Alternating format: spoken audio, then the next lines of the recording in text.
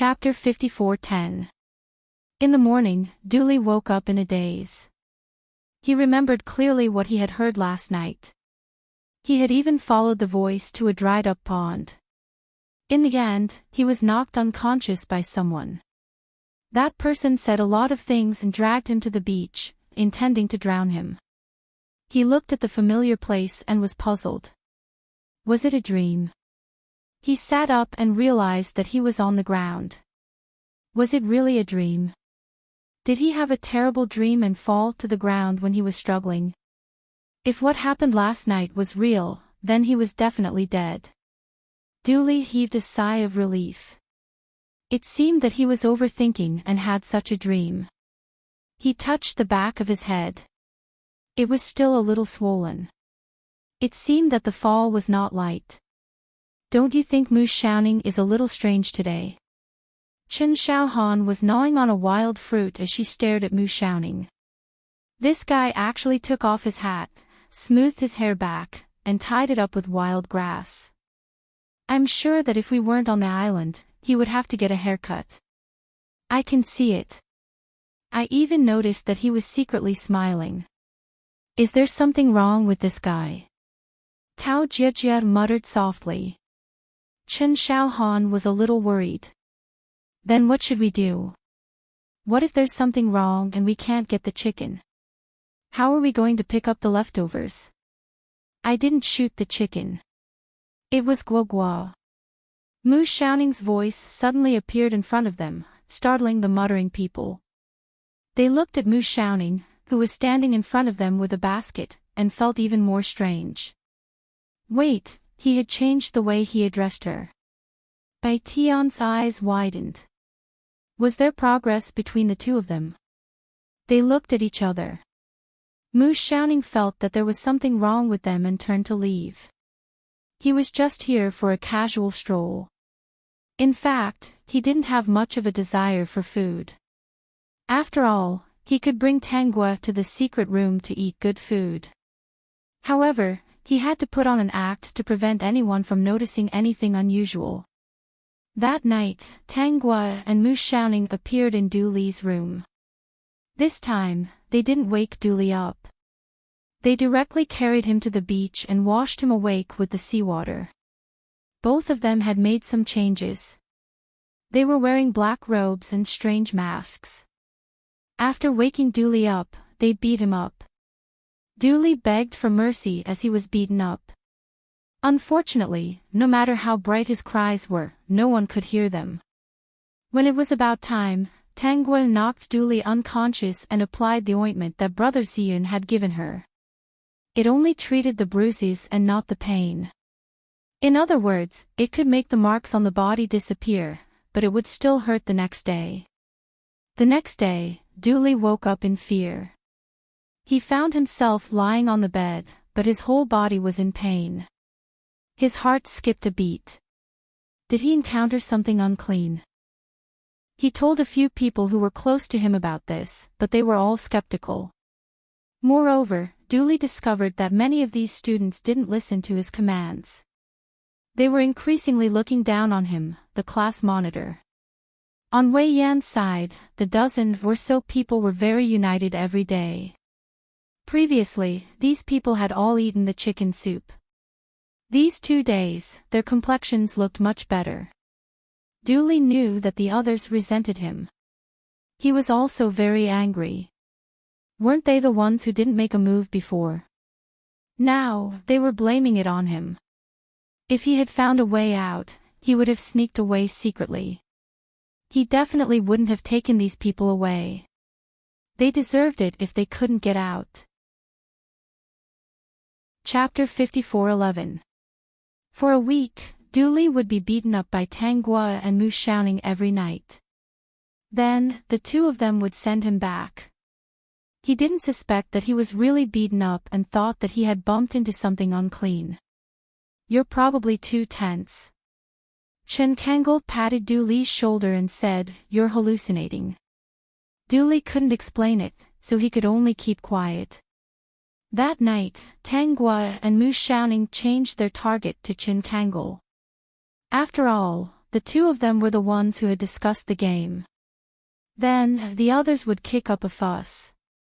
The next morning, Enchanting, who had been beaten up, quickly ran to Dooley and said that he was in the same situation. However, they couldn't find a solution at all. Enchanting had also been beaten up for a week. Now, there wasn't a single part of his body that didn't hurt. In the following time, Tangua and Mu Xiaoning beat up everyone except for the dozen people who had helped before. Finally, it was over. Now, they were very afraid that they would be beaten up in their dreams at night. Although it was a dream, it was really painful. They felt like they were dying from the pain when they moved. When are we going out? Late at night, Mu Xiaoning and Tangua enjoyed a delicious meal in the secret room. He had already vented his anger. Now, he wanted to pursue another life. He didn't want his life to end because of them. Actually, it was quite nice to be alive. The cruise ship was actually docked outside. I drove it back that day. Tangua said, let's not talk about the others. Dooley is the culprit. If we let him go so easily, it'll be too easy on him. Didn't you send his phone back previously? Yeah, I don't have my game anymore. It's useless. I just used it to sow discord between them. It's still useful. I have a plan. Let's send Dooley out first. Tangua began to tell him her plan in a low voice. Mu Xiaoning didn't ask why she knew so many things. She knew how to drive a cruise ship, and he didn't even see where the cruise ship was docked. He didn't want to ask. As long as she brought him along when she went out, it would be fine. Dooley still lived in a room alone. He didn't throw away his phone mainly because he didn't know where to throw it. If someone saw it, it would easily arouse suspicion. So, he had been hiding his phone in the room. He also found an old lock and locked the house. That night, Dooley needed to pee and planned to go out to relieve himself. While he was relieving himself, he suddenly noticed a sneaky figure. He didn't shout but secretly followed the figure. This person was actually walking towards the beach.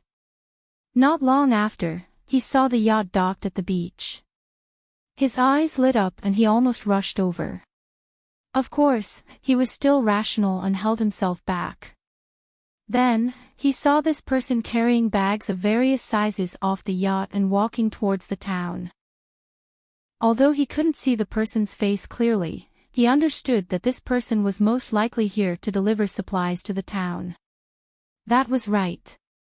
In the small town, it was impossible for the mysterious man not to eat. If he wanted to hide, it was impossible for him to come out to look for food. Someone had to deliver it to him. He couldn't possibly ask him to cook wild vegetables, right? Dooley hid in the bushes and waited for the man to leave before rushing to the yacht by the sea. This was the only chance he had. Without hesitation, he immediately jumped up. His family was well off, so of course, he had driven this kind of thing countless times. Soon, he started the yacht and drove away. Chapter 54:12. What made him even more excited was that there was a phone on the yacht. It must be that person's. If he couldn't go back, he could still make an emergency call. Why didn't he call immediately? It was because of his selfishness. Driving the yacht and enjoying the sea breeze, the corners of his mouth curled up. Tangua and Mu Xiaoning stood by the sea and watched Dooley's back as he left. Then, they turned around and went back to their place. There was no need to imagine what would happen on the island the next day. I overestimated him. Mu Xiaoning had guessed that Dooley would call the police first, but he didn't expect him to drive the yacht away without any intention of calling the police. The next morning, when everyone realized that Dooley, who liked to wake up early, wasn't there, they didn't react. At noon, Dooley still didn't ask anything. Then, they felt that something was wrong and went to his room to look for him. Seeing that the room was empty and all the items were intact, they guessed that Dooley had gone out early. However, they waited until evening and then night. Dooley didn't come back. I saw him before I went to bed yesterday. Did he go out too early in the morning and have an accident? Why don't we find the lighter first? Chui Yuanyong said, if he doesn't come back tomorrow and there's a problem with our tinder, the lighter is still very important. Everyone agreed and went to Dooley's room to look for the lighter. Chui Yuanyong knew that it was in a drawer and didn't want to look for anything else. He opened the drawer directly and didn't expect to suddenly exclaim. Everyone looked over and found a phone lying in the drawer. This is Dooley's phone. Chen Kangol frowned and took the phone in his hand. Didn't they say that everyone's phones were missing? Why is his phone still here? Everyone's expression was strange. Why didn't Dooley take it out if he had a phone? Try turning it on. Chen Kangol's heart beat faster. He pressed the power button for a long time. Seeing that the phone turned on, he shouted excitedly, he must have left his phone here. This guy actually wants to secretly hide his phone. I really suspect that this matter actually has something to do with him. Then why did he suddenly disappear? Wei Yan asked. No matter what, let's call the police first. This phone is almost out of battery. Don't delay. Nothing else mattered anymore. Tangguin never thought that she could shift all the blame to Dooley.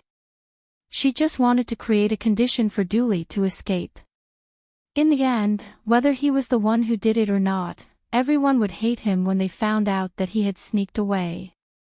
After calling the police, the other side would quickly track the location of the signal and find everyone's whereabouts. Of course, Tangguin didn't want this island to be exposed. There was too much evidence here. Once it was checked, Mu Xiaoning would be exposed unless he destroyed it all. Therefore, she discussed it with Mu Xiaoning that night. Move them onto the yacht. Yes, I have medicine. Mu Xiaoning paused and said, okay. Then he added, why don't we beat them up again? Tangguin giggled. Okay, let's do it tonight. That night, everyone fainted. Tangguin and Mu Xiaoning carried them onto the cruise ship. Mu Xiaoning saw it with his own eyes.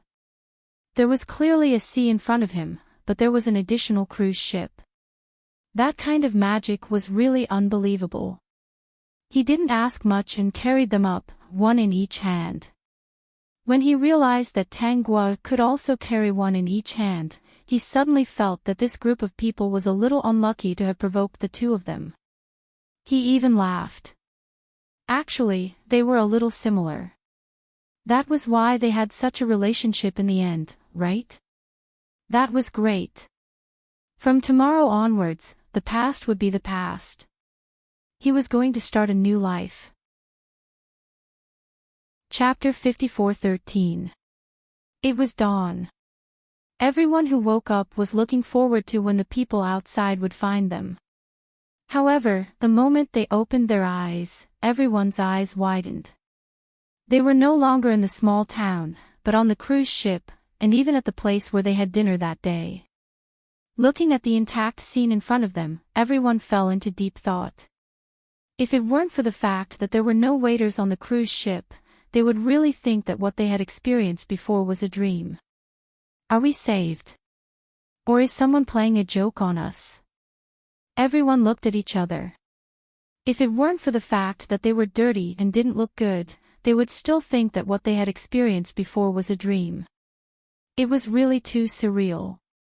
Let's see if anyone else is here first, someone suggested. They didn't have time to do anything else, so they immediately walked around the entire cruise ship. When they passed by the food area, they really couldn't hold back and took the food to eat. Although these things were actually not very fresh.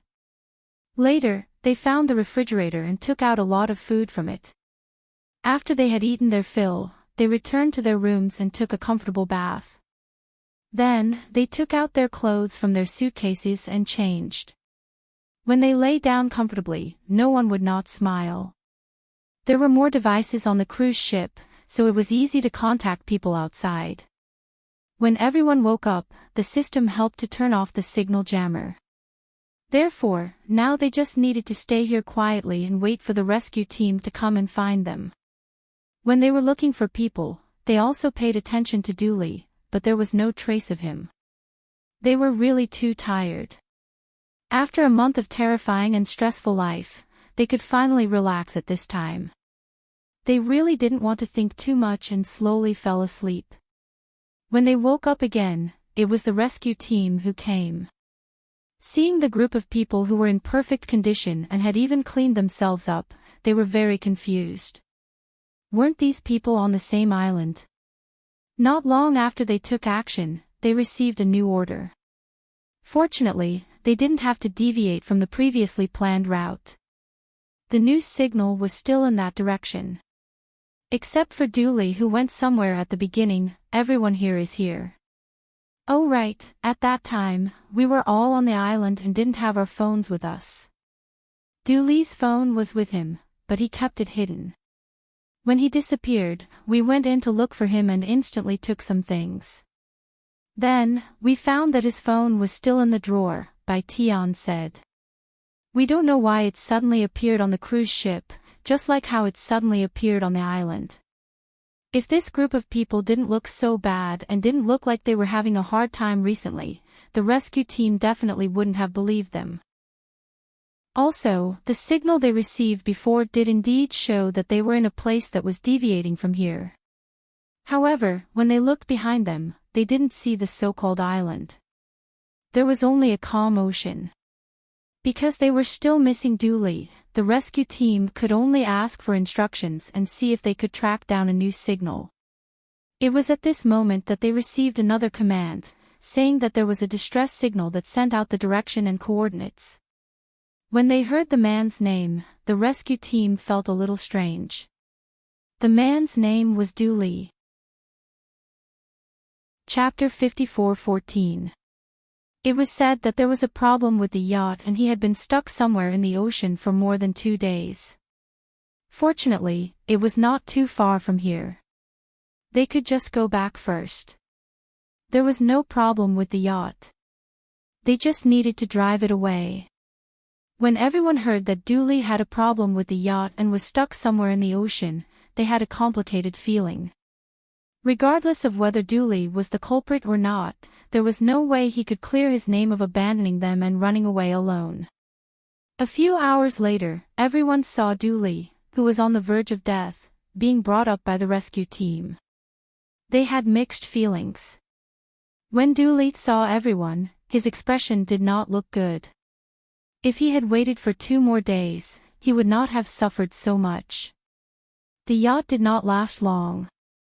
He had only driven it for a few hours before it stopped moving. He did not know if there was a problem with the yacht or something else.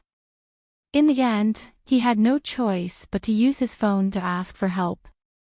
What made him feel worse was that even if there was no signal, he should have been able to make an emergency call. However, there was no way to do so at that time. After starving for almost 2 days, he finally succeeded in asking for help. He thought that he could go back, but he did not expect to see everyone who had been rescued. So why did he run away first? Everyone's gazes made him very uncomfortable. This time, he had suffered a huge loss. His reputation in class was completely ruined. Some students even suspected that Dooley was the one who planned the whole plan. They decided to report Dooley when they went out, saying that he was a major suspect. Dooley did not know about this. The culprits, Enchanting and Tangua, were drinking tea at the bar. Enchanting was talking about his future plans outside and arranged the future clearly. Tangua interrupted from time to time. The two of them were having a good time. When people saw them, they did not have the intention to disturb them. A few days later, the yacht docked. Looking at the familiar land, everyone was finally relieved. Of course, they could not go home for the time being. If they were not lucky this time, it would have become a major case. Next, they had to record a statement. After the statement was recorded, except for Dooley, the others were not allowed to go home. How many times do I have to say it? I originally had a plan for the students in class. It was just a casual game. But before the plan could be carried out, I was sent to that strange island. Dooley was very irritated. Why did these people not believe him? But we can't rule out that this time was also a part of you. It really wasn't me. Most of the students in your class think that you are very suspicious, so please think about it again. Dooley was so angry that he could only ask his family to hire a lawyer for him. Because of the lack of evidence, he was able to go home in the end. But those people kept asking over and over again, which really annoyed him. By the time he was brought home, the news had already spread like wildfire. It was said that the class monitor of a certain university had spent a huge sum of money just to play a game that made his classmates fall into a deserted island to survive. Later, the Dew family clarified that Dooley did not do such a thing. As a result, the report stated that the young master of the Dew family had organized a class gathering but failed to prank his classmates. Instead, he was trapped on a deserted island by a mysterious person and ended up in a miserable state. In the end, he even abandoned his companions and left alone. Perhaps he was unlucky, but the yacht broke down halfway, and in the end, the rescue team came. In short, because of this matter, Dooley and the Dew family became a joke. Chapter 54:15. Just the fact that Dooley had abandoned his companions and ran away alone was enough to offend the entire class. Even Chin Kangol couldn't face Dooley. In his opinion, they had a good relationship. No matter what, he should have called him along when he left, right? To put it bluntly, Dooley wasn't a good friend. He didn't want to interact with such a person. Hence, when the Dew Corporation faced pressure from all sides, no one helped them and they could only deal with it alone. You'll look much more handsome if you show your forehead. After coming out, Tanghua called her family first. Her family didn't pay attention to the news and didn't know what she had experienced. She didn't plan to tell them. Seeing that school was about to start, she couldn't go home, so she could only call them. After telling her family that she was safe, she brought Mu Xiaoning to the barber shop for a haircut. Don't always wear that black hat in the future. Your eyes are very beautiful. Show them too, Tanghua suggested. Mu Xiaoning nodded and looked at the mirror. Unknowingly, a smile appeared on his face. This smile was very different from the one at the beginning. He seemed to like this kind of life, especially when he was praised by her. I still need to change my clothes, Mu Xiaoning said.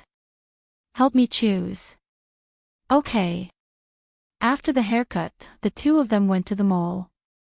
Tanghua chose a few sets for Mu Xiaoning. She didn't expect Mu Xiaoning to choose for her too.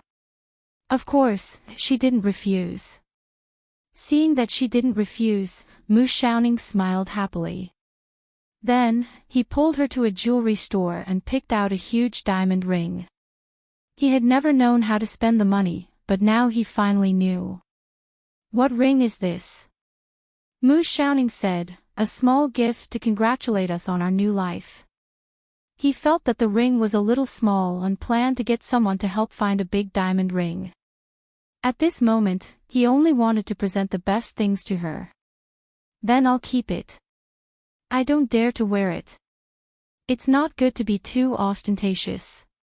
Mu Xiaoning said, you can do whatever you like. It was his business to give it to her, but it was her business to wear it or not. When school started, Dooley was ostracized by everyone. Chen Kangol was still at loggerheads with Tao Jiejia. For some reason, although Chen Kangol and Tao Jiejia quarreled whenever they met, he didn't use his family background to deal with Tao Jiejia.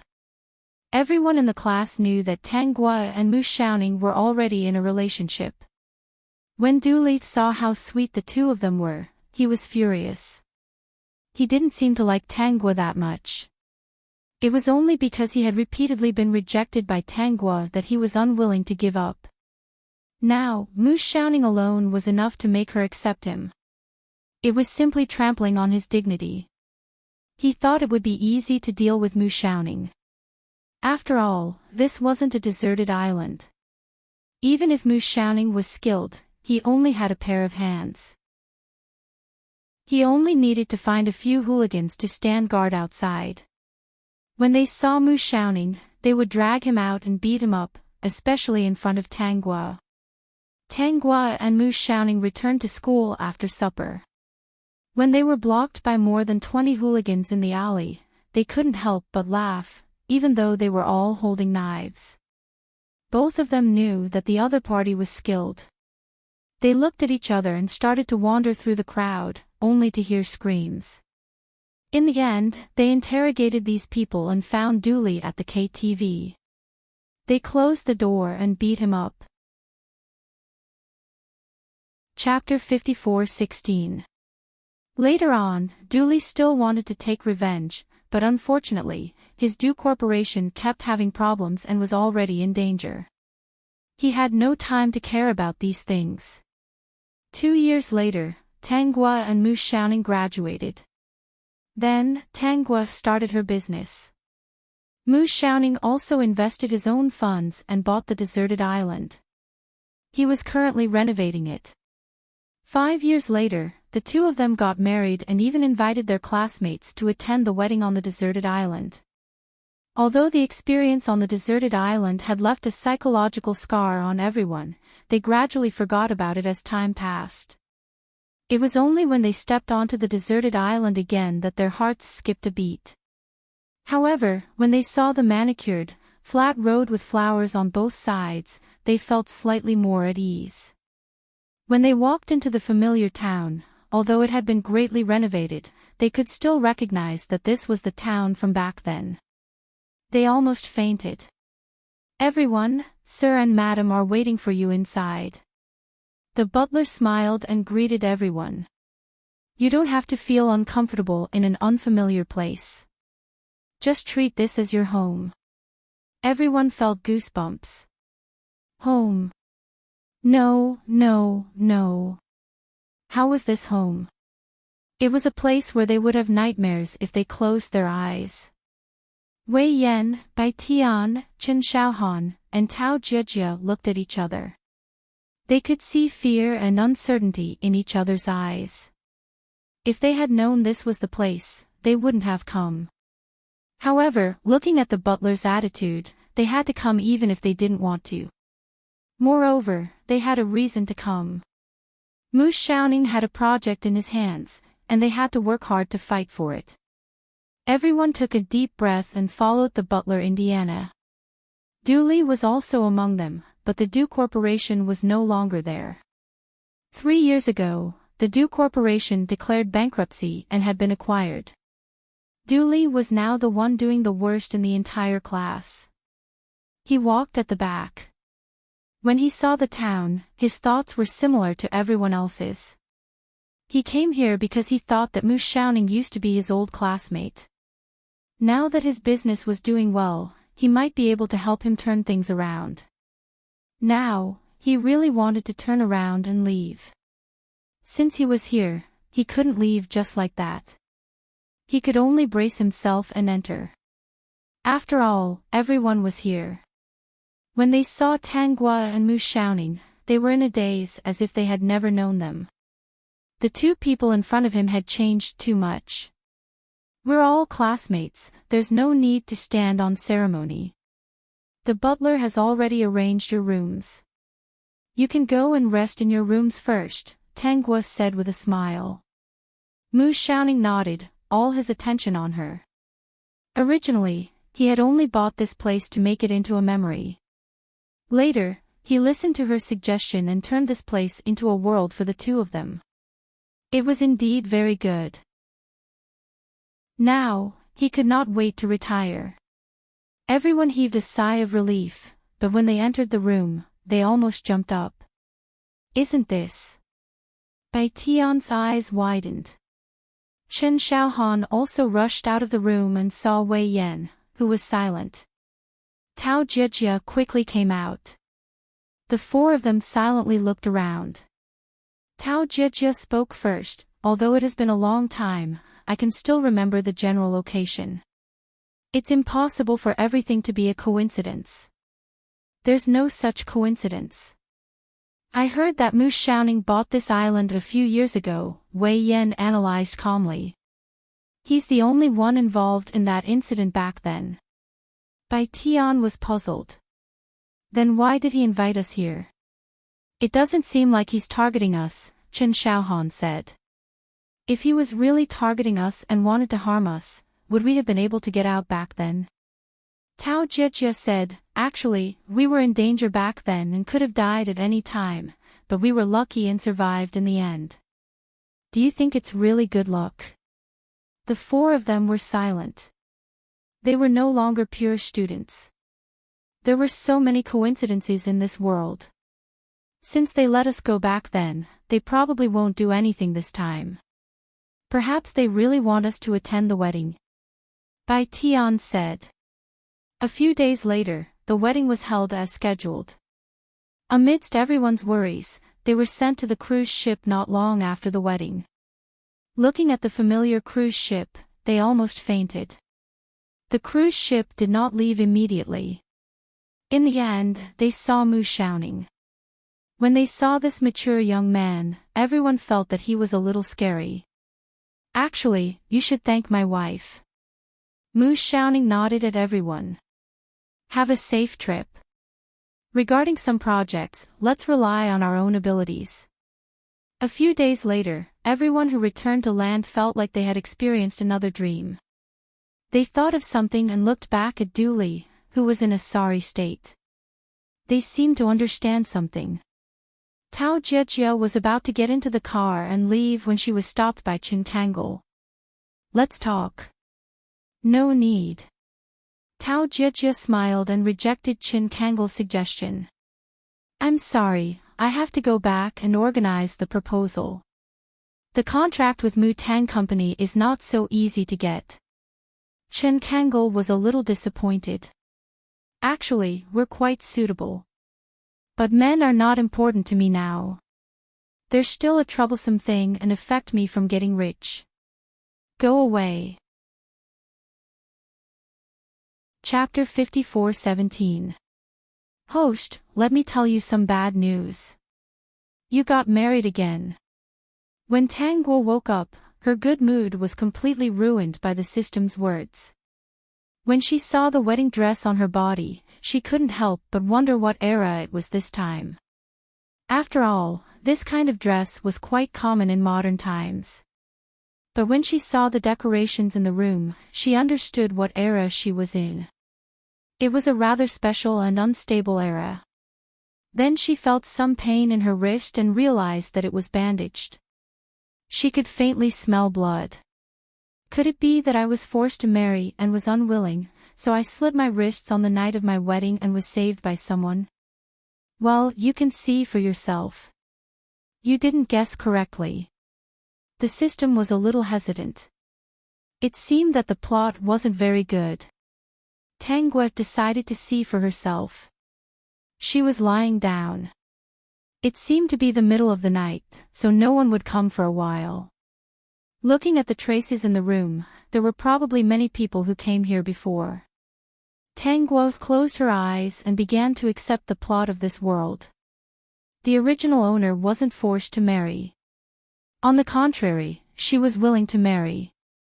If she was willing, why would she slit her wrists and commit suicide? That was because she was sent to the wrong room. By the time she found out, it was too late. Of course, it wasn't that she didn't have time, but that the other side didn't have time. In this era, it was impossible to exchange back. The story started with the original owner's childhood sweetheart, the eldest young master of the Qing family, Qing Zifeng. When they were young, they played very well. When they were 7 or 8 years old, their families asked them if they wanted to be together in the future. At that time, both of them agreed that one wanted to be the groom and the other wanted to be the bride. Thus, the Qing family and family Tang happily decided on this marriage. Unfortunately, something unexpected happened. When Qing Zifeng was 13 years old, another strange girl appeared in his line of sight. This little girl was called Qiao Xueshi. She was the daughter of Qiao Dashi, a bricklayer. Qiao Dashi was the head bricklayer who helped build the Qing family's new house. His daughter loved flowers and was now a gardener. Her favorite thing was to let the whole yard bloom with flowers. Qiao Xueshi and Madame Qing also loved flowers, so Qiao Xueshi stayed in the Qing family. Qiao Xueshi stayed in the Qing family not as a servant but as a special hire. Her mission was to take care of the Qing family's flowers and plants. She often stayed by Madame Cheng's side and had a lot of contact with Qing Zifeng, especially when she helped Qing Zifeng take care of the flowers and plants in the yard. The two of them became so familiar with each other. After all, they soon had each other in their hearts. However, Qing Zifeng was engaged, and if he wanted to break off the engagement, his family would definitely oppose it. It was impossible to break off the engagement. He tried to discuss it with the Qing couple, but it was to no avail. He was even severely criticized and told not to mention this matter again.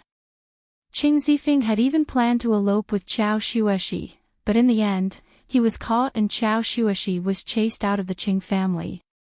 Because of this, Qing Zifeng didn't eat or drink for a few days. Madame Qing couldn't stand it anymore and brought him back. Actually, she really liked Qiao Xueshi, but she couldn't win against Master Qing. In her opinion, after Qing Zifeng got married, she could take Qiao Xueshi into her room. However, Qing Zifeng and Qiao Xueshi weren't willing. One didn't want to wrong the person he loved, and the other didn't want to be a concubine. Nowadays, the Western culture was gradually spreading. Many people advocated true love, but she didn't want to share the person she loved with others. However, the arm couldn't win against the thigh. Seeing that the wedding date was approaching, another person appeared. It was the second young master of the Qing family, Qing Zixiao. He wasn't Madame Cheng's son, but a concubine's son. In the end, he was raised by Madame Qing. In fact, he was secretly infatuated with Qiao Xueshi. He couldn't bear to see her in pain, so he decided to help her fulfill her wish. Chapter 54:18. At first, Qing Zixiao thought of a way to attract the attention of the original owner. With the original owner's personality, she might like him and ask the Tang family to break off the engagement and then get engaged with him. At that time, his brother would agree and the family would be in the wrong. They would owe the Qing family a favor. However, he was wrong. The original owner's husband was Qing Zifeng. No matter how good Qing Zixiao was, she didn't have any thoughts. She even directly rejected Qing Zixiao and said that he should find a better girl for her.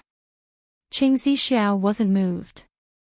In the end, he even used the so-called hero saving the beauty drama, but it still didn't move the original owner.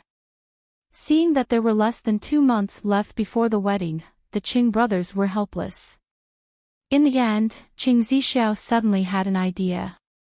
He said that there was a more risky way, but it depended on whether Qing Zifeng was willing to gamble. This way, he would ask Qiao Xueshi to marry him. As long as their mother agreed and helped cover for him, their father would definitely agree to him marrying Qiao Xueshi. After all, the heir in Master Cheng's heart was Qing Zifeng. His second son wasn't born of him and Madame Qing, so it was no problem for him to marry a woman he liked. Moreover, if Qing Zixiao asked Qiao Xueshi to marry him, Master Qing would be relieved and Qing Zifeng would give up. Qing Zixiao said that after he successfully asked Qiao Xueshi to marry him, he would ask the two brothers to hold the wedding together. Of course, not only did Madame Qing have to help, but Qing Zifeng also had to help. If they held the wedding on one day, it would be a problem and it would be a good story. After thinking about it, Qing Zifeng decided to take the risk. They didn't plan to tell Qiao Shueshi about this because they were afraid that she would feel pressured. Of course, they weren't afraid that they wouldn't succeed. According to Qiao Dashi's personality, he would definitely not miss such a beautiful marriage and would do anything to make her agree. The result was as they expected. After the wedding, Qiao Shueshi went to find Qing Zixiao. Not only did she scold him, she even slapped him twice and said that he was a despicable person. In the end, she left in a huff. Because of her father, Qiao Dashi, Qiao Shueshi could only compromise and marry Qing Zixiao. On the day of the wedding, everything went smoothly. When the bride was sent to the bridal chamber, according to the Qing brothers' idea, she was sent to the wrong room. In fact, during this period of time, Qing Zixiao had struggled many times. As long as he did not send the wrong room, he would truly have Qiao Shueshi. However, in the end, he still chose to follow the original plan. After all, he really wanted Qiao Shueshi to be happy. He wanted to see her smiling face, not her hating and disgusted look. Then, Qing Zixiao pretended to be drunk, while Qing Zifeng pretended to be drunk and was sent directly to the bridal chamber. Two people who were in love with each other met in such a way. Of course, they couldn't help it and went straight to the bridal chamber. On Qing Zixiao's side, he was slowly led to the room to see the bride. When the veil was removed, the original owner was naturally shocked. She couldn't believe it and was even angry. She felt like a big fool who had been fooled by the Qing family. She made a scene on the spot and alarmed the entire Qing family. Some guests who hadn't arrived yet even saw the scene of the bride being sent to the wrong bridal chamber. Qing Zifeng didn't seem to have any intention of opening the door. It was obvious that he was almost done and couldn't change anything. Old Master Qing wasn't a fool. Of course, he knew what was going on. Since there were still guests, he could only pinch his nose and accept it. Chapter 54:19. Master Qing was actually tricked by his own wife and son. It would be strange if he wasn't angry. But in front of the guests, he could only announce the identities of the two brides. Whether Qiao Shueshi's identity was enough or not, he could only admit defeat. After the guests left, Master Qing called out a few important members of the Qing family, including Qing Zifeng, who was already done. He said that the Qing family would go to the family Tang tomorrow to give an explanation. The Qing family tacitly didn't mention that someone deliberately did this. They only said that the servant was confused and sent the wrong person. They even punished the servant in front of the original owner. However, seeing that the original owner didn't believe him, Qing Zixiao clenched his teeth and said that it was all his fault. He was the one who wanted the original owner, but he was born a few years later and didn't have the chance, so he used such a bad method. As for the matter between Qing Zifeng and Qiao Shueshi, no one mentioned it. Only a few people knew that the two had eloped. The original owner believed that it was Qing Zixiao who did it alone. Thinking of how hard he worked in front of her, she couldn't help but slap Qing Zixiao a few times. The Qing family didn't stop her. The family Tang was a famous family in the area. It was reasonable that she wanted to vent her anger. Master Qing was angry, but the family Tang was still in his family, so it wasn't the worst result. Then Master Qing and Madam Qing apologized to the original owner. They persuaded her with emotion and reason, saying that she would still be in charge of the family in the future and that no one would bully her. The original owner also knew that the matter was settled. She couldn't go back to her family. Even if her family treated her well, she could only accept it. She and Qing Zixiao went back to their room. That night, she made it clear that he should stay away from her. Qing Zixiao really slept on the floor, which made her feel a little better. But she didn't know that Qing Zixiao was also relieved. Facing someone he didn't like, he couldn't do anything else. But in the middle of the night, the original owner couldn't figure it out and cut her wrist. Fortunately, Qing Zixiao found out in time and saved her. Tang Guo came at this time. On the first day of the wedding, the Qing family came to visit the family Tang. If they did not go, it would seem especially sincere. The Tang family members were indeed very angry, but the matter had already been settled. The Qing family had come to admit their mistake and even made a guarantee, so they could only accept this matter. The Qing family concealed the fact that the original owner had cut her wrist and told the original owner's servant girls some of the benefits. The maidservant was frightened by such a powerful relationship and was unable to inform the Tang family. As a result, the matter of the original owner cutting her wrist was completely concealed. After resting for a while, Madame Qing brought up the matter of managing the household. At first, the host didn't have any intention of accepting it. She said that she would give it to Qiao Xueshi since she was now the young madam of the Qing family. She was certain that Qiao Xueshi wouldn't be able to handle these matters. She would definitely embarrass the Qing family. Did the Qing family think that an apology would be enough? They had ruined her, so she would not let them have an easy time. Afterwards, she also found out that Qiao Xueshi and Qing Zifeng had an ambiguous relationship, so she couldn't tolerate it. When the position of managing the household fell into Qiao Xueshi's hands, it really was a mess. There wasn't a single place that was satisfactory. Madame Qing couldn't stand it and could only help.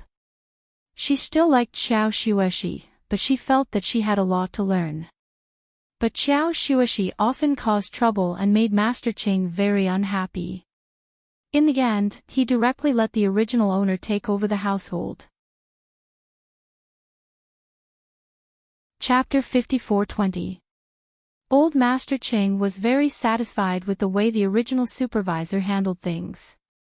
But her actions made Qiao Xueshi feel uncomfortable. Even Madame Qing felt that Qiao Xueshi was too unpresentable and regretted agreeing to do this. As time passed, the host found out about some things. Qing Zifeng and Qiao Xueshi used to love each other so much that old Master Qing didn't really like Qing Zixiao. Qing Zifeng and Qiao Xueshi had eloped. After they were caught, Qiao Xueshi didn't dare to go out. It was only because Qing Zifeng went on a hunger strike that she came back. The host finally understood why they were so loving. She even suspected that Qing Zifeng was the one who did it. And Qing Zixiao was the one who took the blame. After all, it was said that the two brothers were very close. Qing Zifeng had always taken care of his younger brother. It was possible that Qing Zixiao took the blame and attracted old Master Cheng's attention.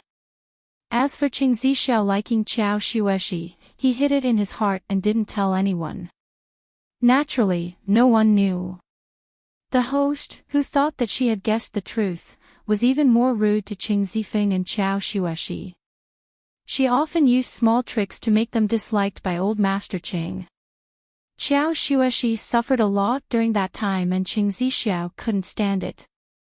He felt that Qing Zifeng was too inhumane and didn't protect her well. What Qing Zixiao didn't understand was that Qing Zifeng felt that Qiao Xueshi wasn't good enough and wasn't willing to take her out. Instead, he went to the nightclub to invite other women to dance. The two brothers had fought many times in secret. Qing Zifeng had been influenced by new ideas and thought that Qiao Xueshi was good in every way. Now that they were living together, he felt that Qiao Xueshi was too traditional. She was completely different from the modern women he thought of. On the other hand, the people outside who were in the same circle as him got along better with him. The more he interacted with the women in the new world, the more he was attracted to them. At home, he suddenly felt tired of Qiao Xueshi, who wanted to be with him for a while. Every time he heard that Qiao Xueshi was bad at this and that, he felt embarrassed. When the host found that Qing Zifeng was tired of Qiao Xueshi, she added fuel to the fire. She didn't expect that after Qing Zifeng came back, he wanted to divorce Qiao Xueshi. This not only frightened Qiao Xueshi, but also angered Qing Zixiao. He had swallowed his anger and suffered so much for the sake of the happiness of the person he loved. In the end, his big brother was going to abandon the person he loved just because he went out to mingle around twice. He really couldn't accept it. Of course, Qing Zifeng didn't get a divorce, but he didn't go home often. He liked to go to all kinds of places to promote his new ideas. He got to know more people and even got to know a confidant. In the end, he rented a house outside and lived with his confidant. What he preached was that he wanted to pursue true love. After the original owner saw this result, she didn't do anything else and just focused on managing the Qing family. She suddenly felt that Qiao Xueshi was a little pitiful. Why didn't she realize that Qing Zifeng was that kind of person before? No one would have thought that Qing Zixiao would turn evil because of this. He used thunderous methods to seize the power of the Qing family. Master Qing no longer had the heart to deal with him. The main reason was that Qing Zifeng was too much of a bastard and approved of Qing Zixiao. His only request was for Qing Zixiao not to target Qing Zifeng. Chapter 54:21. Qing Zixiao hated Qing Zifeng to death, so how could he not target him? Not only did he want to target Qing Zifeng, but he also wanted everything to return to normal and bring his beloved back to his side. After he took control of the Qing family, he started to set up a plan to make Qiao Xueshi, who he had already cleaned, his wife, rightfully become his wife. He definitely couldn't start this, it wouldn't be good for Qiao Xueshi's reputation. But when he saw the previous host, he suddenly thought of a brilliant idea. Not only could he get rid of the person who was his wife, but he could also get Qiao Xueshi back to his side. That was to let Qing Zifeng and the previous host have a relationship. He suggested learning new things to let the previous host come into contact with new things. He was the one who found the teachers and took the initiative to bring her to some gatherings, saying that he wanted her to see the world. He didn't think that because of these things, the previous host would be moved by him. After the Qing family was tossed around for so long, the previous host suddenly liked Qing Zixiao. Although he was a bit annoying at first, he was at least better than Qing Zifeng. Moreover, they had gone through the wedding ceremony. After being married for a few years, he had always slept on the floor. His obedient appearance made her feel a bit bad. Now this person wanted her to see the world. How many men could do this? When she gradually became gentle and treated him well, Qing Zixiao was plotting how to create sparks between her and Qing Zifeng. Of course, this kind of thing had to be planned. Under Qing Zixiao's plan, he personally caught Qing Zifeng and the previous host in the same room. At that time, the previous host was already drunk and Qing Zixiao had become a bastard. Adding on the fact that he was drunk, he thought that the person in the room was his female companion. Qing Zixiao brought people over and Qing Zifeng was pouncing on the previous host and kissing her face. In the end, the two were brought back. Qing Zixiao divorced his wife and didn't give the previous host an explanation. Qiao Xueshi also became firm and said that she wanted a divorce. Qing Zixiao was now in charge of the Qing family, so both of their wishes were fulfilled. The previous host was sent back to the family. The family disliked her and didn't want her to live there. The previous host's parents were heartbroken, but they couldn't do anything. They could only buy a small courtyard outside and let her die on her own. No matter how she explained, no one would believe that she was innocent. She even turned around to look for Qing Zixiao. Of course, Qing Zixiao coldly kicked her away. Everyone in the city knew that she was a fickle woman. She was not willing to be sent to the wrong bridal chamber, so she went to seduce Qing Zifeng. As for Qiao Xueshi and Qing Zixiao, they were portrayed as people who had a hard life. They were supposed to be a couple, but in the end, they suffered such a huge setback. After dealing with all the troubles, Qing Zixiao began to pursue Qiao Xueshi. After a series of events, Qiao Xueshi finally saw Qing Zixiao's sincerity. Moreover, Qing Zixiao also said that he liked her back then. This answer made their relationship even better. When the news of their marriage reached the ears of the original owner, she couldn't believe it at all. The way Qing Zixiao looked at Xiao Shueshi made her understand that he really liked her. In that instant, she suddenly realized that Qing Zixiao wasn't taking the blame at all, he was doing it willingly. Thinking back to how Qing Zixiao had unintentionally protected Xiao Shueshi all these years, she realized that the truth was like this. In the end, she even found out that Qing Zixiao was also behind the incident between her and Qing Zifeng. Before she could take revenge, she was kidnapped by Qing Zixiao. Chapter 54-22. She had been kidnapped by bandits and it was said that they were going to send her to a faraway place. If it was in the past, she would have definitely looked for a dagger. Now, she only wanted to take revenge, so she requested to go to the bandits' lair. The bandits found it very novel and agreed. Later, she learned how to use weapons in the bandits' lair. She made a deal with the head of the bandits, a deal that would allow her to steal the Qing family's wealth. The previous owner wasn't stupid. She was very smart and could read.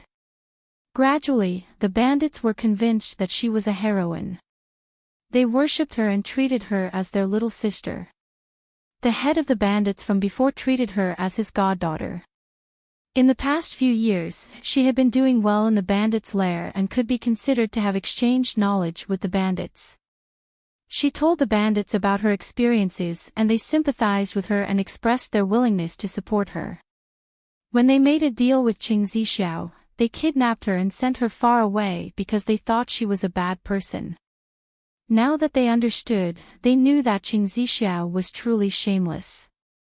A few years later, the previous owner began to take revenge. Unfortunately, she was almost only able to cripple Qing Zixiao and not kill him. On the other hand, the bandits on the mountain were all killed by Qing Zixiao. Seeing the people around her die one by one, she was filled with despair and grief. She hated Qing Zixiao to the core. In the end, Qing Zixiao and Xiao Shueshi were naturally in love. After looking through the memories, Tang Guo opened her eyes and greeted her friends in the group as usual. The chat started and ended with Margaret wailing. There was still some time before dawn, so she planned to rest for a while. The background of this world was a bit complicated. There were many twists and turns that she didn't expect at first.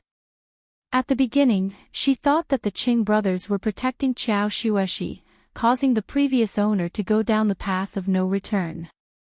After looking through it, she understood that Qing Zixiao was too calculative. He had many bad ideas and was very cruel. The previous owner didn't defend him, but he schemed against her twice for no reason. Before dawn, Tang Guo hurriedly got up. She had a maid wash up and go to the main hall. If her guess wasn't wrong, the Qing family was planning to go to the family Tang to make amends. The fact that they were sent to the wrong bridal room couldn't be hidden. When the Qing family members saw her, their expressions changed. Qing Zixiao hurriedly walked to her side, acting like a newlywed husband. His gentleness towards the original owner was because he didn't want the original owner to target Xiao Shueshi. "Why are you here?" Tang Guo glanced at Qing Zixiao indifferently. "I've thought it through. What's done is done. There's nothing we can do to change it. So be it." Old Master Qing immediately smiled. "Xiao Guo, it's good that you've thought it through. Don't do anything stupid again. My Qing family will definitely not treat you unfairly." "Dad, where are you going?" Tang Guo asked directly. Old Master Qing paused and told the truth. He was a little afraid that Tang Guo would bring up the matter of going back. Of course, Tang Guo did not make things difficult for him. She only responded with a grunt. It was a taboo for the bride to return home the next day, even if she had cut her wrists. She just came over to take a look. After asking enough questions, Tangwa said, I'm a little hungry. Hurry up and get the porridge for second young mistress. What are you standing there for? This time, it was Madam Ching who spoke. She emphasized the words second young mistress. When she saw that Tangwa did not have any reaction, her heart relaxed slightly. To be honest, she was very guilty about this matter. Tangwa could not be bothered with them. Since they wanted to compensate her, she had to accept it. Old Master Ching brought the Ching brothers to the family Tang to apologize. Madam Ching did not dare to face Tangwa. She felt that her gaze was very sharp. She said that she was a little tired and wanted to go back to her room to rest. Thus, only Tangwa and Qiao Xueshi were left at the table. Qiao Xueshi had been secretly looking at Tangwa. She looked apologetic and wanted to say something, but stopped. What do you want to say? Tangwa looked up and asked. Qiao Xueshi panicked and said hurriedly, I'm really sorry. I didn't expect things to turn out like this. Actually, she had a chance to redeem herself. But when she saw the person she liked, she chose to obey. God gave her this chance. She selfishly chose to follow her heart and did not want to ask why. Oh. Chapter 54:23. Tangwa's attitude caused Qiao Xueshi's heart to be in a mess. Especially the other party's expression that seemed to be smiling yet not smiling, it made her feel as if she was being stabbed all over. She felt extremely uncomfortable and didn't know what to say. Tangwa ate her breakfast slowly and walked back to her room with the help of her maids. After all, she was now considered a patient and the people around her were very nervous about her. When she returned to her room, she dismissed the servants of the Qing family and only kept the people she brought over from family Tang. Help me pick out a bright-colored dress. I want to go out for a walk. Hearing Tangwa's request, the two maids were a little shocked and subconsciously looked at the wound on her wrist. It's fine now. I want to go out for some fresh air. Of course, the two maids didn't dare to go against Tangwa's words and quickly helped her search. Tangwa was too confident and the two maids didn't dare to say anything. They just quietly went to pick out the clothes. After changing, maid Lu Shuang reminded her softly, Young mistress, today is your first day as a newlywed. Won't people gossip if you go out for a walk? Will the people outside gossip? Tangwa glanced at Lu Shuang's cautious and worried face and smiled. Yesterday they sent the bride to the wrong room. Today, people will talk about the Qing family and laugh at them. I just want to go out for a walk. How big of a joke can it be? It's not something embarrassing. Lu Shuang was stunned for a moment. It seemed that the second young master of the Qing family used underhanded means to marry the young mistress. That was the real joke. Damn it. It was a foregone conclusion. There was nothing they could do. They could only go with the flow. Lu Shuang and Lu Wuke suddenly felt that Tangguo was definitely uncomfortable about going out for a walk. Immediately, they didn't dare to say anything. The three sons of the Qing family had already left for family Tang. Not long after Tangguo walked out of her room, she saw Qiao Xueshi tending to the flowers. She passed by Qiao Xueshi but didn't greet her. After all, she was angry and couldn't take the initiative to greet someone, especially someone who took her place. Qiao Xueshi called out to her, You. Where are you going? Do you care where I'm going? Tangguo turned around and her sharp gaze landed on Qiao Xueshi's face. Then, a look of realization appeared on her face. I forgot that you're now the eldest young mistress of the Qing family. You're going to be the head of the household soon. Indeed, I should ask. No, I didn't mean that, Qiao Xueshi was so scared that her whole body trembled and her face turned pale. She really didn't mean that. She just didn't know how to address Tanghua. Seeing that she was walking out of the door, she just greeted her. She didn't expect the other party to think this way. She knew that she had taken the other party's original position and that the other party would hate her. It's good that you don't mean that. Even if you want to manage the house, you can't control where I go.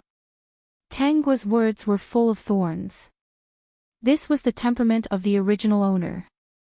The two maidservants didn't find it strange. They felt a little relieved in their hearts. They also felt aggrieved about this matter. Qiao Xueshi was speechless and could only watch as Tanghua left. She was a little afraid that something would happen to Tanghua. After thinking about it, she turned around and went to Madame Qing. She told Madame Qing that Tanghua was going out. Madame Qing was having a headache and rolled her eyes at her. She's angry right now. She's going out for a stroll. That's right, Madame Qing patted her forehead. I was careless. Hurry and tell the housekeeper to follow her. If second young mistress wants to buy anything, put it on the Qing family's account. As long as Tanghua didn't make a fuss at this time, everything would be fine. Qiao Xueshi was a little embarrassed. She didn't come to complain. She was worried that something would happen to Tanghua and that her mother would misunderstand her. Chapter 54-24. Alright, you can leave too. The house is a mess. It's best if nothing else happens. Madame Qing looked at Qiao Xueshi's dazed expression and suddenly regretted helping Zifeng. Qiao Xueshi usually looked pretty good. She looked good, the flowers and plants grew well, and she was honest. Madame Qing liked her quite a lot. She didn't cheat like other people, nor did she say things to fool her. However, she was just a bricklayer's daughter.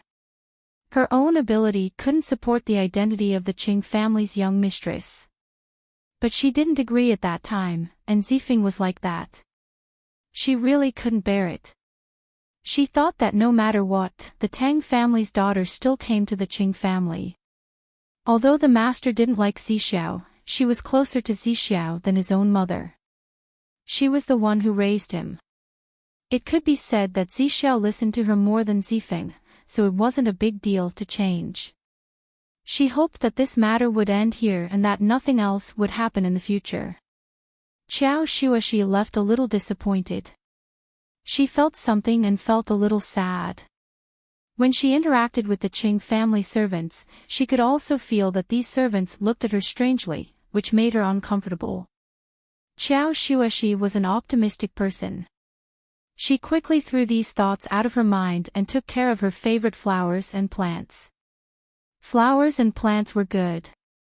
They didn't speak and didn't look at her strangely. She pruned, watered, and fertilized them. They would grow well and bloom the most beautiful flowers, which made her feel a sense of accomplishment. Tanghua went out in a rickshaw and asked the coachman to take her to the shops she liked to shop in the past. When she arrived, the Qing family's housekeeper also caught up with her and passed on Madame Chang's words. She casually glanced at the housekeeper and nodded lightly. The housekeeper saw that her complexion was good and didn't seem to be out to cause trouble. He understood what Madame meant. She asked him to come not only to buy things for Tanghua to vent her anger, but also to keep an eye on her. If she caused trouble, the Qing family would really lose face. Since someone came to ask Tanghua to spend money, she naturally wouldn't be polite. As soon as she entered the shop, she began to wear this and that. After trying it on, she would always take the most expensive one and hand it to the housekeeper. The housekeeper accepted it with a smile, not worried at all. As long as the young mistress didn't cause trouble, what was a little money? The Qing family was rich. How much could they spend to buy such things? In the end, Tanghua chose a gift for each of the Qing family members except for Qing Zixiao. The things she chose were more suitable for them. She gave Madame Qing a jade bracelet of the highest quality. Of course, the price was not low. Anyway, it was not her money, so she bought it along the way. Although she came out to vent, she didn't want to give others the impression that she was selfish and didn't care about others. That wouldn't be good for the future development. She had chosen a jade thumb ring for Lord Qing, which was a perfect match for Madame Chang's jade bracelet. Comparing the two, one could see how much effort was put into this gift. How good would it if the young mistress? How? Although he was angry, he did not lose his manners. As for last night, the housekeeper thought that no matter which woman encountered such a situation, they would do something stupid.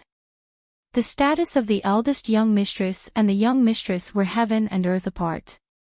The gift she chose for Qing Zifeng was a watch. When Tang Guo saw the watch, she smiled. Chapter 54-25. Qiao Xuexi's gift was a pearl necklace. As for Qing Zixiao, of course, he didn't get a gift. On the surface, he was still the culprit. She should hate him. That's all. Wrap it all up, Tang Guo said generously. The butler quickly went to communicate with the shop owner. Those that could be charged were directly charged to him. Those that couldn't were charged to him, he would pay for them. With the Qing family's reputation, most of the items that could be charged to him were settled at the end of the month. After Tang Guo left with the items, the shop assistants in the shop whispered, "Have you heard about what happened yesterday?" "What happened? Looks like you're not up to date." Yesterday, the two young masters of the Qing family got married. In the end, the two brides were sent to the wrong house by the servants. It was too late when they found out. Originally, the young mistress of the family Tang should be the eldest young mistress of the Qing family. Now, she's the second young mistress of the Qing family. Don't you think that's unfair? Oh my God, there's such a thing. It's such a big thing. How could there be a mistake? Hee, you asked the right question. According to the rumors, this was all done by the second young master of the Qing family. He has always been infatuated with the young mistress of the family Tang. In the end, he only used such despicable means. I don't know if you noticed just now, but the second young mistress's wrist was bandaged. I'm the one who cut my wrist. The shop assistants widened their eyes and sucked in a breath of cold air. Also, this morning, old Master Qing brought the two young masters to the family Tang. What do you think they were going to do? They must be apologizing. The matter is already settled. Last night, old Master Qing announced the identities of the two brides. There's no turning back. They can only make the best of it. Look at the butler's attitude. It's obvious that he can only support this young mistress of the Qing family. Otherwise, he won't be able to answer to the family Tang. Dear host, it won't be long before the whole city knows about you cutting your wrist. These people are indeed interested in the affairs of the rich. They know quite a lot. There were so many people yesterday. How could I hide it? Of course, the matter of her cutting her wrist had to be exposed. She wasn't making a fuss for the Qing family to see. If this matter was exposed, it wouldn't affect the Qing family much. She was making a fuss in front of the family. She just wanted to see how the family would view this matter after it was discussed. She guessed that once her family Tang family heard about it, they would definitely ask her about it on the day she returned home. When the time came, she would ask her parents that she didn't want to live with Qing Zixiao anymore and wanted to go home. She wasn't sure if they would agree. Dear host, sometimes I don't quite understand. You clearly know the outcome, so why do you take the trouble to try and see if there's another possibility? It's not a waste of time to try. I just feel that there might be a different result. Even if the probability is very small, it will still happen. Tang Guo didn't plan to shop anymore and prepared to go back to the Qing family. "Butler, go back." The butler hurriedly said, "Yes, young mistress." The butler followed Tanguy and walked in the direction of the rickshaw. When the driver saw Tanguy, he stood up very enthusiastically and quickly wiped the seat of the rickshaw. He invited Tanguy to sit in the rickshaw. At this moment, a person rushed to sit in the rickshaw. Not only did he sit in the rickshaw, but he also crossed his legs and slumped on the rickshaw like a master. "Go to the nearest tea house." The rickshaw driver sized up the person sitting in his car. It was a young man. His roguish appearance was a waste of his good-looking face. Chapter 54:26. Even though the driver was disgusted, he couldn't say anything. This kind of person didn't look easy to provoke. He could only nod and bow to Tanguy apologetically. "Miss, I'm so sorry. Why don't you take that one?" The driver pointed to the side and kept praising the advantages of the driver beside him. "Auda is very strong. He pulls the cart smoothly and fast. It's not bumpy at all." Tanguy didn't agree. Her eyes were fixed on the person sitting in the rickshaw. That person also noticed and finally looked at Tanguy's seat. When he saw Tanguy looking at him, he pretended that he didn't see anything at first, but the more he sat down, the more uncomfortable he felt. "Miss, do you like me?" He finally couldn't help but ask. When he saw that Tanguy didn't smile or get angry, he felt a little regretful. He touched his head to cover it up. "You're a little slow. It's not my fault that you didn't get in. Hurry up, this seat is yours." Tanguy looked at the person from head to toe and commented, "How can I like you with this appearance? Have you never looked in the mirror since you were young?" Enchanting was a little doubtful when he saw Tanguy's disdainful look. Since he was young, which woman didn't have starry eyes when they saw him? Although he had no interest in them. But he heard such a low evaluation from the woman in front of him. He was very unhappy. "Miss, is there something wrong with your eyesight? Do you want me to get a doctor for you?" Enchanting didn't hesitate to refute. When he spoke, he looked at Tanguy's eyes. His heart skipped a beat and he covered his mouth subconsciously. What was wrong with him today? Why did he always regret what he said? "Don't think that you can insult people just because you're good-looking." Enchanting added, "No matter how good-looking you are, you can't say that I'm ugly." After that, Enchanting jumped down from the rickshaw. He was a tall man and looked down at Tanguy. "Since you're a woman, I'll let you sit in this rickshaw." After saying that, he wanted to get into the car next to him. Tanguy said, "You can't sit beside me either. You can't sit here. I'll take care of everything." Enchanting turned around and glared at her. "You're going overboard. Steward, ask the coachman here to help me clear the way." Tanguy didn't care about this person. She got on the rickshaw and gave such an order. The butler knew that Tanguy was in a bad mood. Even if the young man in front of him was not to be trifled with, he had a few people with him.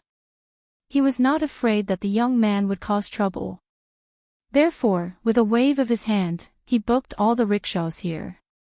After that, the rickshaw drivers pulled the empty rickshaw to open the way for Tanguy.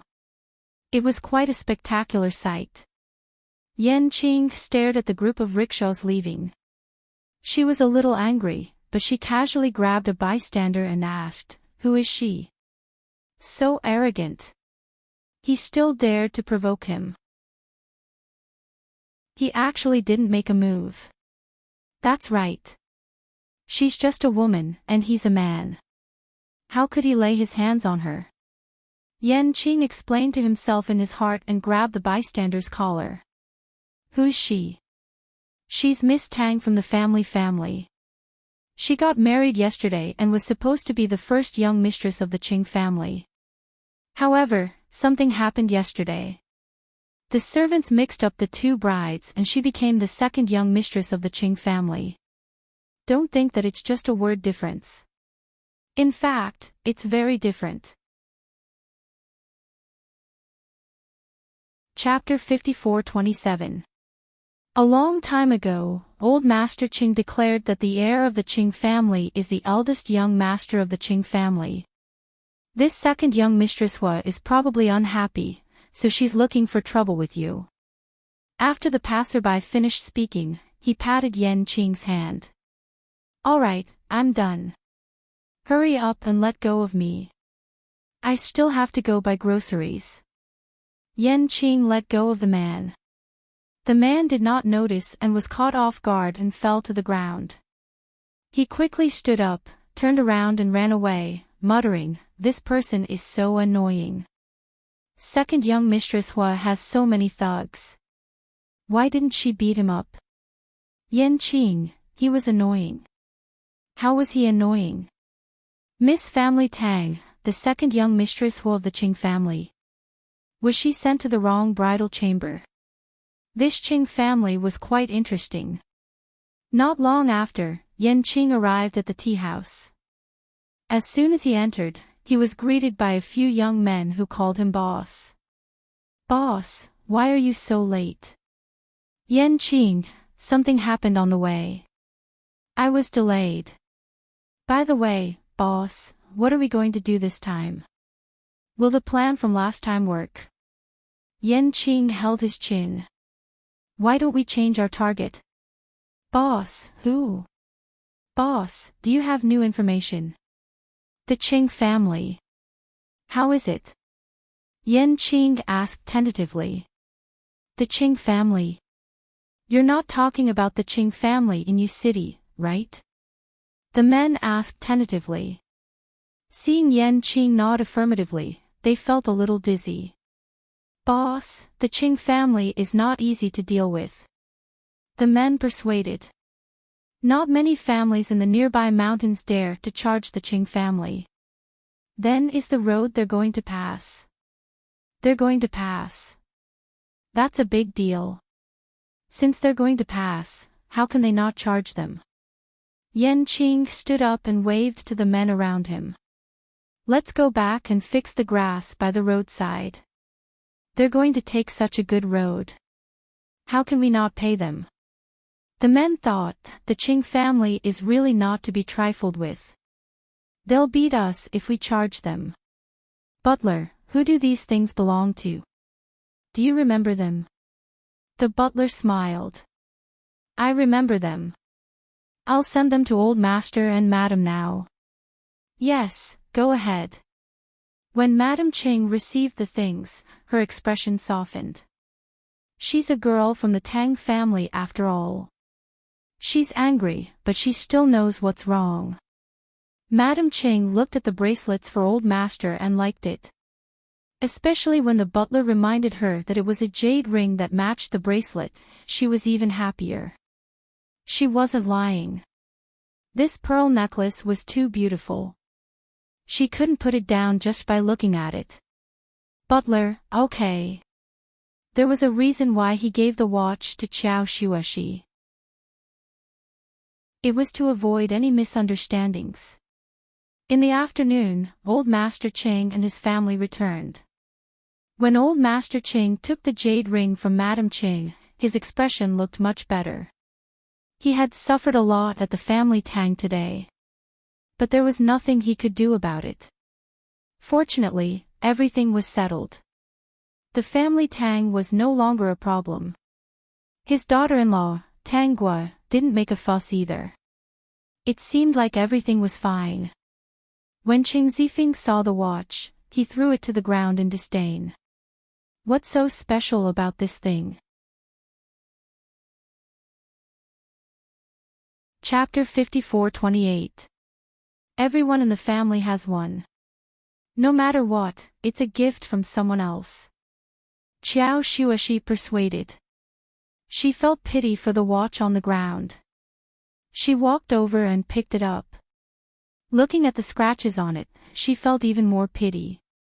Other than having a temper, Tang Guo was quite a good person. If she encountered such a thing, she would probably go crazy. Even if she didn't like the gift, she could have just kept it. Why would she throw it on the ground? You're such a silly girl. If I accepted her gift, would you feel better? Qing Zifeng tapped Xiao Shuexi's forehead. Who knows what she's up to? Maybe she's deliberately trying to stir up conflict between us. You have to understand that she was originally engaged to me. If it wasn't for Zixiao, would we be together? Regarding the exchange of brides, it was a tacit secret between the two brothers and Madame Qing. Qing Zixiao was the scapegoat for everything. This matter had already been resolved. Qing Zifeng also tacitly agreed that it was Qing Zixiao who did this in the future. If there were other rumors, it wouldn't be good for either of them. Xiao Shuexi looked at the watch hesitantly. If you don't like it, then forget it. Just put it at the bottom of the box and don't see it. She tacitly agreed that Qing Zifeng didn't accept it because he wanted to avoid suspicion. Do as you wish. I won't touch this thing anyway. Qing Zifeng's attitude was indifferent. He held Xiao Shuexi's face with both hands and said, "You're my wife now, the young mistress of the Qing family. Your status is different. We have a lot of these things in our house. Don't worry about it.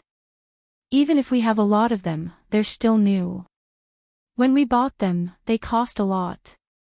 How can we waste them casually?" Xiao Shuexi didn't agree with this statement. It was such an expensive thing. Just because they had a lot of them at home, how could they casually break it? This watch looked like a foreign toy. Nowadays, anything that had the word foreign attached to it was especially expensive. She didn't like it very much. She just felt that it was a pity to break it. Okay, let's not talk about this. Today is our first day as newlyweds. Let's not talk about these unhappy things, okay? Okay. Xiao Shuexi nodded. She felt that this matter wasn't clear. Qing Zixiao knew that Tang Gua had chosen a gift for the whole family. He waited for a long time, but Tang Gua didn't give him a gift. He felt a little disappointed. From the bottom of his heart, he didn't really care about Tang Gua's gift. However, everyone had something and he didn't, so he didn't feel very comfortable.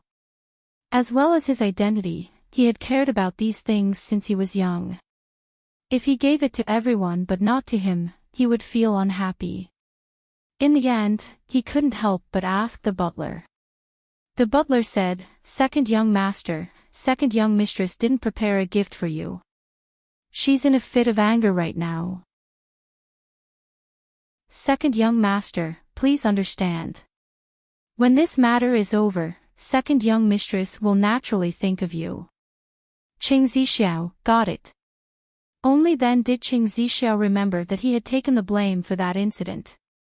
It was no surprise that Tang Gua hated him.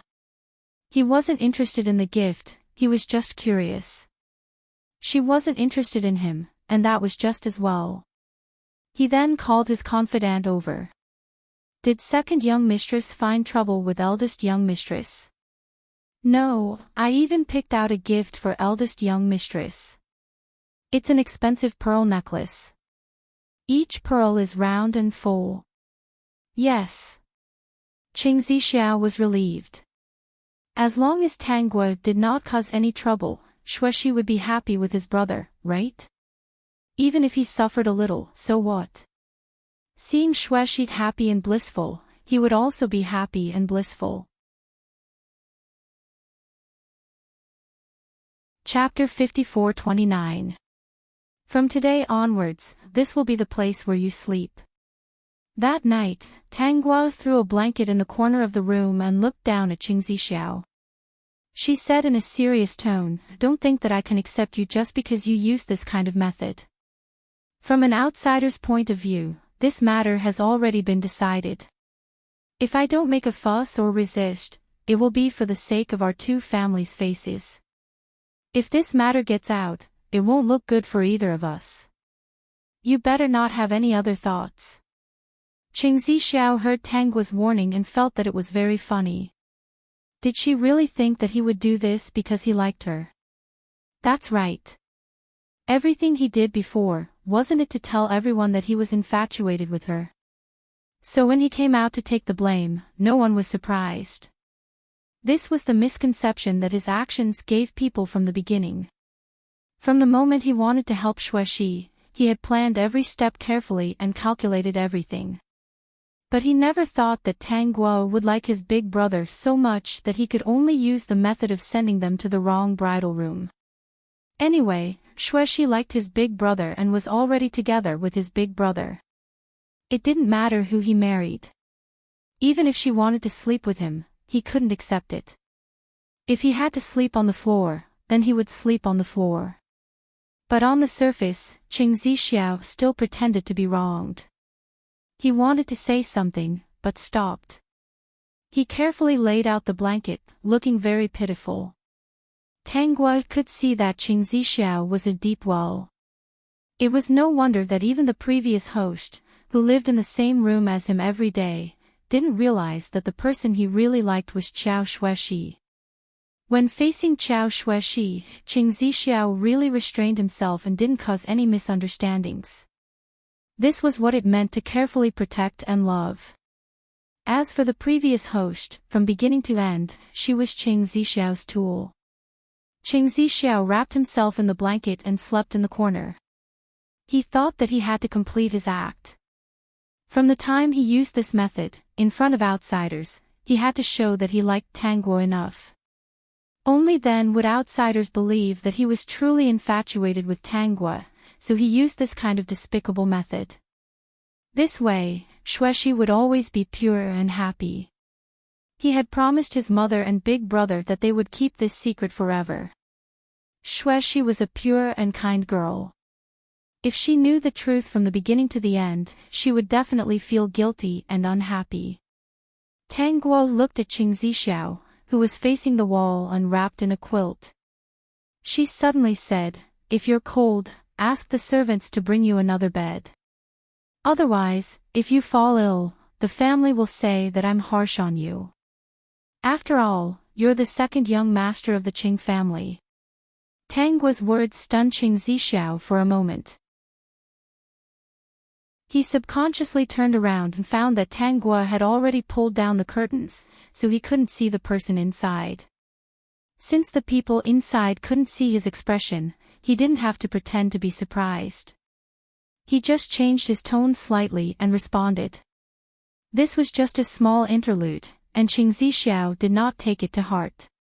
What he didn't know was that some small details, if one remembered them one day, would have quite a big impact. Early in the morning, Qing Zixiao woke up and felt sore all over. He stretched his body before lazily standing up.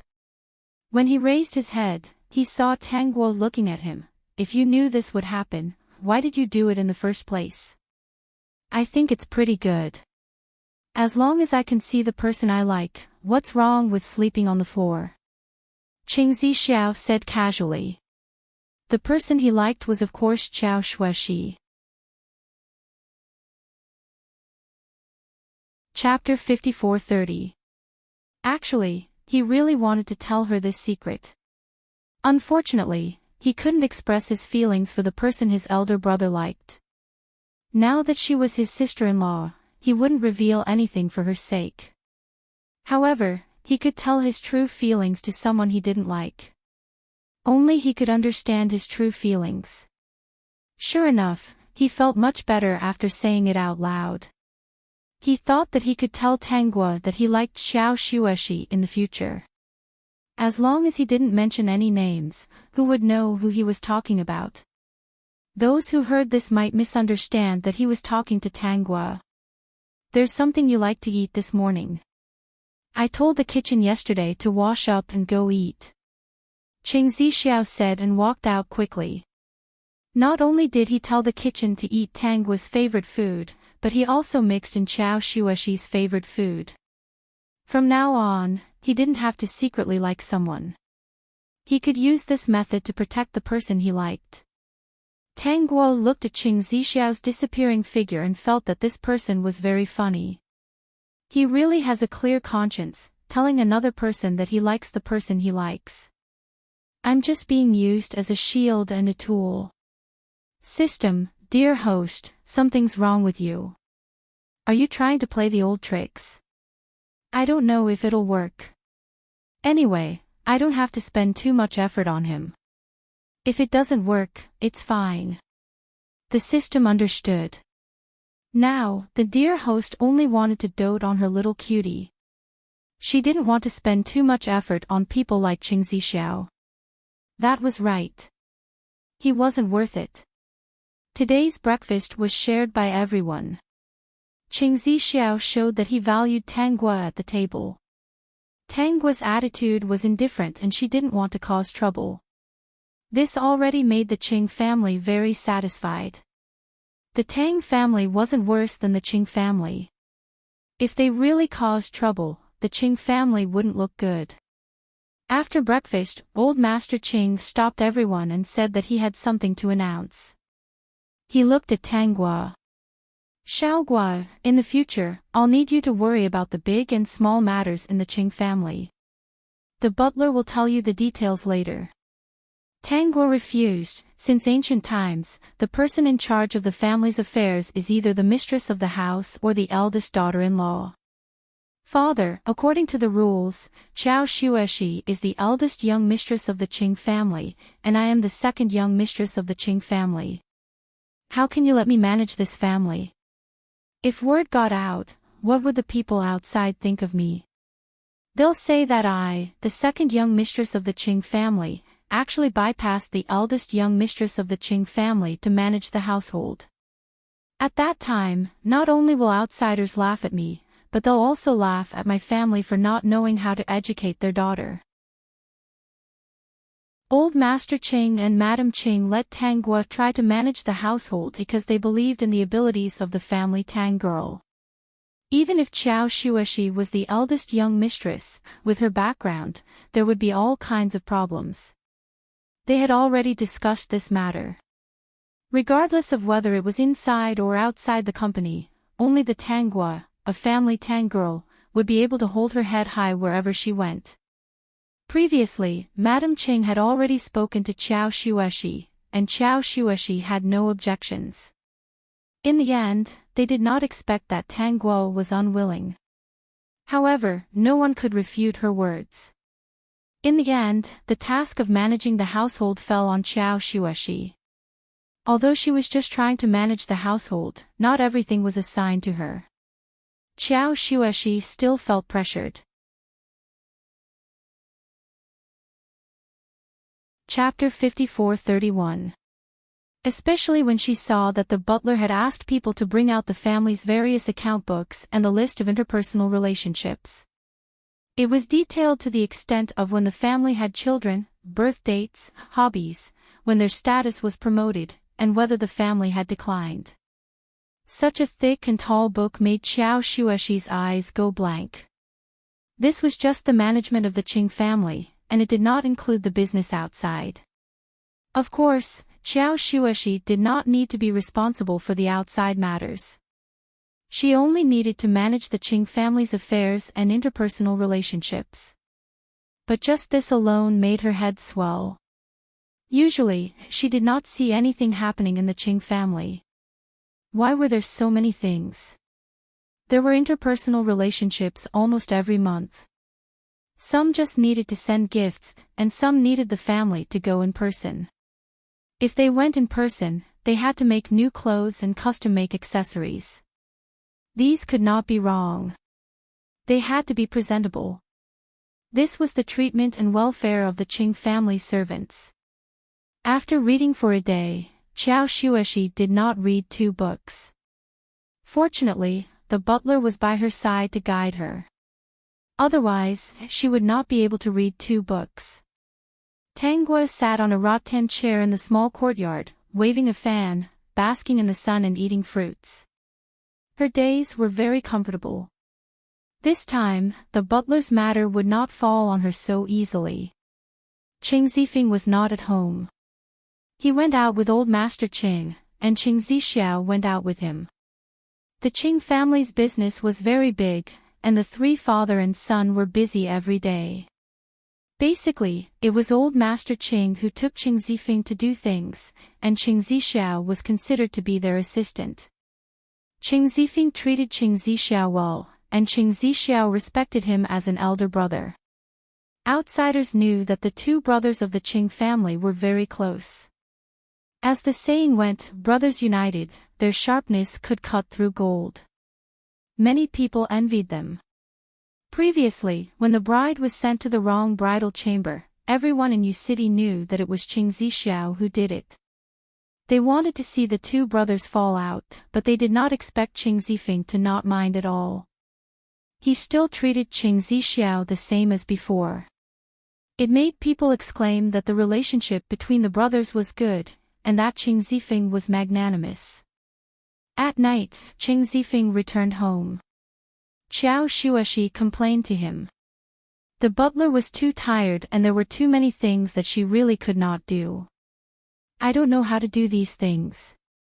Why don't we let Xiaogui do it? She is a family Tang girl, so she will definitely do these things in an orderly manner. Unlike me, I made a mess. Qing Zifeng said, I'm afraid father and mother won't be satisfied with this. Why don't we hold on for a few more days? They'll get better slowly. Mother usually does all this, so it's not a big deal. I'll arrange 2 people for you tomorrow. With their help, it should be much easier. Shueshi, you're the eldest young mistress of the Qing family. Tanghua is right about one thing. If you don't learn to manage these things and the power of the family falls into her hands, you'll be the laughing stock of others in the future. Qiao Shueshi sighed. I'm afraid of making a mess. You have to learn these things slowly. Since father is willing to let you manage the house, it means that he still likes you. If you can perform better, he will be even more satisfied with you. Alright, I'll try again. Qiao Shueshi was too tired and fell asleep after a while. On the other side, Qing Zixiao was in the study, listening to his confidante's words with a silent expression. Eldest young madam looked at the account books and list of names for the whole day. Second young madam basked in the sun for most of the day in the courtyard and ate 3 fruit platters. They didn't meet. Qing Zixiao did not dare to believe it. Logically speaking, Tanghua should have gone over to mock and ridicule them. No. That night, Qing Zixiao still slept in the same place. Looking at that position, he felt his back ache. Chapter 54-32. On the day of her return, Qing Zixiao had already prepared a gift. Early in the morning, he took Tanghua back to the family Tang. Mrs. Tang held her hand worriedly. I heard someone say that you cut your wrist. I just couldn't figure it out that day. As Tanghua spoke, Mrs. Tang had already rolled up her sleeve. Sure enough, when she saw the bandaged wrist, her eyes reddened. What can't you figure out? Actually, Qing Zixiao isn't bad except for his family background. He came over to apologize that day. He was very sincere. No matter how sincere he is, what he did is inhumane, Tanghua retorted. Father, mother, can I divorce him? Isn't it possible to divorce nowadays? I want to divorce him. You know that I don't like him at all. Divorce? Mr. Tang frowned. Don't be like those foreigners. If word gets out that you want to divorce after just a few days of marriage, wouldn't it be a joke? Qing Zixiao came over to apologize that day. I think he's a good person. I promise he'll treat you well. Besides, that Qing Zifeng is usually cold. He might not have liked you. He's worse than Qing Zixiao. Tanghua didn't know what Qing Zixiao had promised to the family Tang that day, but it was obvious that the family Tang couple wouldn't let her get a divorce. That's right. If you get a divorce, what will you do in the future? Do you think we can learn the customs of those foreign devils? Since a woman is married, she should be devoted to her husband and live her life dutifully. The Qing family isn't bad. Qing Zixiao isn't bad either. He's a good home. Seeing their attitude, Tang Guo didn't want to talk about it anymore. She then expressed that she wouldn't divorce and that she had only said it in a fit of anger. Only then did the two become more amiable. Tang Guo wasn't interested in anything else. She just wanted to deal with it and go home. After all, this wasn't her home anymore.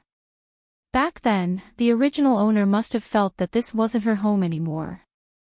It was better to go back to the Qing family. At least she could bully Qing Zixiao and vent her anger. It was better than staying here. System, special fetish. On the way back, Qing Zixiao saw that Tang Guo didn't look too happy, so he asked, "What exactly did you say to my parents?" "They actually said that you're very good. Tell me not to think about the divorce." Qing Zixiao suddenly understood. So it was about this matter. It seemed that she really didn't like him, or even hated him. That day when he came over to apologize, he had expressed his sincerity to appease the Tang family. Of course, that was not all. He had also given in to the Qing family's business. This was what the Tang couple felt was the most sincere. Qing Zixiao didn't reply. This matter wasn't easy to say. If things went wrong, things would get out of hand. Tang Guo was just saying it symbolically. Even if we can't divorce, you can only sleep on the floor every night without my consent. Qing Zixiao looked disappointed, but in reality, he didn't care at all. The only bad thing about sleeping on the floor was that it would cause backache. Everything else was pretty good. "I can wait." Qing Zixiao's "I can wait" was not meant for Tang Guo, but for Qiao Xueshi. Of course, he knew that waiting was impossible. He just wanted to express his thoughts. He had been holding it in for too long. Since he was young, he would pretend that he didn't like and wasn't interested in Qing Zifeng's things. He could only have them if Qing Zifeng didn't want them. Because this was the only way he could receive better treatment.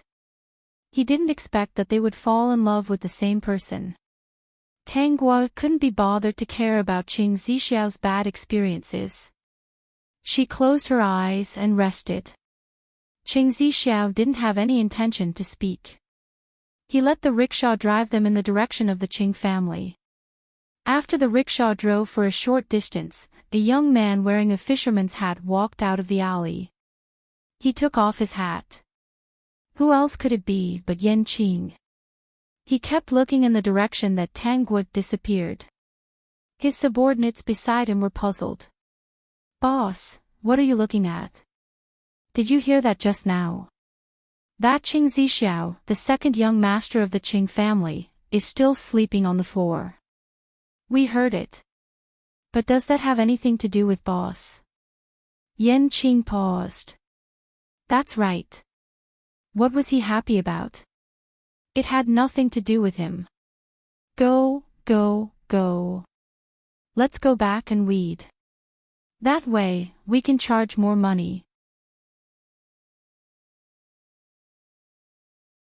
Chapter 54-33. When Tang Guo returned home, she bumped into Qiao Xueshi, who had just returned home. Compared to Tang Guo and Qing Zixiao, who were sitting in separate rickshaws, Qiao Xueshi and Qing Zifeng were sitting in the same rickshaw. Their fingers were intertwined, and it was obvious that they were very loving. This scene caused Qing Zixiao's eyes to sting. He hurriedly shifted his gaze to Tang Guo, afraid that he would reveal his uncontrollable feelings towards Qiao Xueshi if he made a mistake. However, he really liked Qiao Xueshi. This kind of love reached its peak after Qiao Xueshi became his sister-in-law and he would never be able to have her again. It was as if he couldn't control it at all. He saw Tang Guo sitting in the rickshaw and hadn't gotten off in time. He quickly reached out his hand for her to get off. He revealed a loving expression, as if Tang Guo was the one he loved deeply in his heart. At this moment, he actually showed his love for Qiao Xueshi. However, other than himself and Tang Guo, no one knew the truth. Qing Zixiao smiled at Tang Guo. Even this smile was for Qiao Xueshi. Ever since they were young, as long as his elder brother liked it, unless the other party was willing to give it up, he couldn't get it. He couldn't get Qiao Xueshi. He didn't even have the right to express his feelings. The moment he saw Tang Guo, he seemed to have found a good solution. The more he missed Qiao Xueshi, the more he showed his love. It seemed as if he was infatuated with Tang Guo. He believed that any woman who met such an infatuated person would find it hard to resist. How many people would be able to guess the truth behind this? In the original plot, Qing Zixiao had fooled everyone. The original owner was no exception. When she died, she was thinking that the world seemed to be biased against her. She was born into a good family, but she didn't even have the right to divorce. She was sent to the wrong bridal chamber, and her family compromised because of business. This was the first time she realized that she wasn't more important than her family's interests. Her fiancé was infatuated with someone else. To her, this was something she had slowly accepted. Especially when she found out that Qing Zifeng was not as good as she had imagined, and what happened to Qiao Xueshi later made her feel somewhat fortunate. Just as she was about to accept Qing Zixiao, she found out that this person had been scheming from the beginning, using her as a tool. This time, she couldn't help but be angry. However, there was nothing she could do. Qing Zixiao was a calculative person. He had been scheming for many years and had protected Qiao Xueshi very well. How could he let her get hurt? Plotting against her, framing her, and even bribing the bandits to send her far away. She was a woman who had left her home in this chaotic world. How could she have a good life? At best, he would be bullied. At worst, he would lose his life. Qing Zixiao was too ruthless. He didn't give her a way out at all. Watch your step. Qing Zixiao found that Tang Guo was in a daze, so he gently reminded her and helped her up. Of course, he was immediately pushed away by Tang Guo. Tang Guo steadily walked through the door without looking back. She seemed to be in a bad mood. Qing Zixiao didn't care. He only looked at Qing Zifeng and Qiao Xueshi, whose fingers were intertwined. Big brother, big sister-in-law, I'll go in first. Xiao Guo is in a bad mood. Okay, you go. Just coax her and she'll be fine. Qing Zifeng said generously. Qiao Xueshi also said, second brother, you don't have to worry about us. Just go. Hearing the word second brother and seeing the two of them being so affectionate, Qing Zixiao couldn't stand it and quickly chased after them. Chapter 54-34. Second brother really likes Xiao Guo. Qiao Xueshi said. Qing Zifeng led her through the door. That's right, I didn't expect him to like my younger sister-in-law. He probably knows that I don't have any feelings for my younger sister-in-law. Previously, we almost eloped. He saw that our love is stronger than gold, so he made that decision. It's the best of both worlds. But Xiao Guo doesn't seem very willing. She must be very resentful about this. Qiao Xueshi said hesitantly. Anyone who was sent to the wrong bridal chamber for no reason would not be able to accept it. Tang Guo's ability to accept things had already exceeded her understanding. Anyway, if she was in her position, she would not be able to accept it. That time when Qing Zixiao came to ask for her hand in marriage, she knew that she could not refuse and could only agree. In fact, she was already prepared to wait for the wedding night to end her own life. When she thought about how Tang Guo had also done something like this, she felt more and more uncomfortable. She and Qing Zifeng clearly liked each other, but she still could not let go of this matter. She always felt that she owed him. Shueshi, what nonsense are you thinking about again? Are you still thinking about the wrong bridal chamber? I still feel that I'm in the wrong. Silly girl, this matter is not your fault.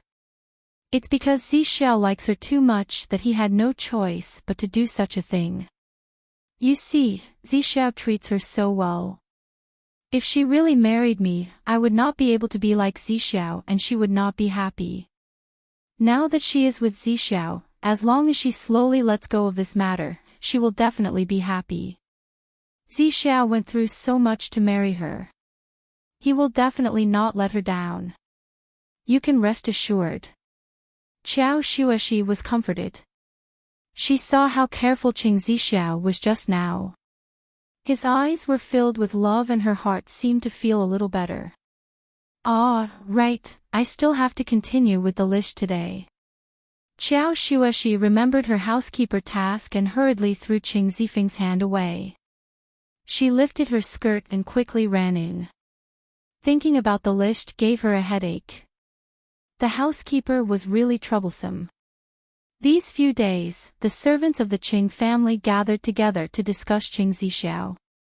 Most of the time, second young master would buy something rare for second young mistress Hua. Whatever second young mistress Hua liked, he would go and find it. Second young mistress Hua liked to admire the flowers and bask in the sun in the courtyard, so he asked someone to make a special chair and bought many precious flowers and plants to move in. The courtyard was like a small garden, which made the entire Qing family envious. Especially for Tang Guo's favorite food, Qing Zixiao would remind the kitchen every day that there would always be 1 or 2 dishes on the table that she liked. In everyone's opinion, Qing Zixiao was truly in love with Tang Guo. However, only 2 people knew the truth. Tang Guo was not moved by this, and Qing Zixiao's behavior did not deceive himself. When he went to pick out something good, he would indeed choose a gift according to Tang Guo's preferences and give it to her. However, not only had he chosen one, he had also carefully selected another gift that could never be given out. He had stored it in another place. He bought some precious flowers and plants for Tang Guo. These flowers and plants were all Qiao Shueshi's favorites. Just like before, he would instruct the kitchen to prepare 3 dishes. Perhaps 1 or 2 of them would be Tang Guo's favorites, and the other would be Qiao Shueshi's favorites. However, these were just his instructions. Very few people paid attention to what Qiao Shueshi liked to eat. However, he paid attention. From the day he fell in love with Qiao Shueshi, he had slowly figured out what she liked and liked.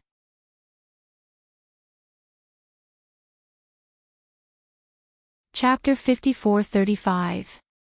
Every time Qiao Shueshi saw something she liked at the dining table, she didn't find it strange.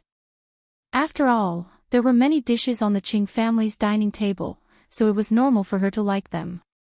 At the dining table, Qing Zixiao would always use the serving chopsticks to pick up delicious food for Tang Guo and let her eat more.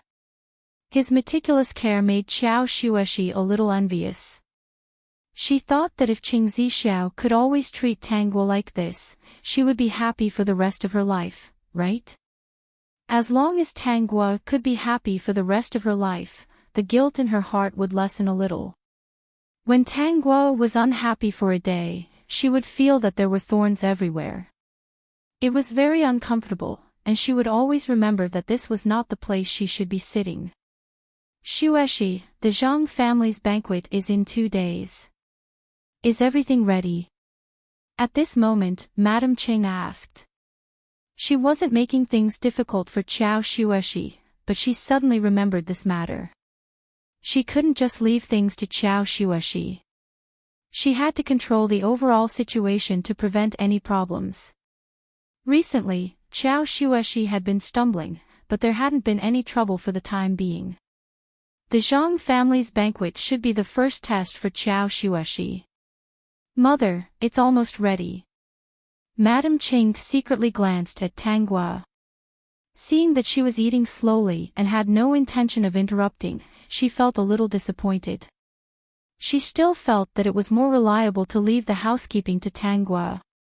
Unfortunately, Tang Guo didn't have any intention of seizing power. It's almost time. Have you prepared the clothes and accessories for the banquet? Madam Qing continued to ask, why haven't you asked someone to try it on? It's so close. If it doesn't fit, we can ask the tailor to change it. Mother, I'll ask someone later. Qiao Shueshi hurriedly said, the tailor came over to measure it before.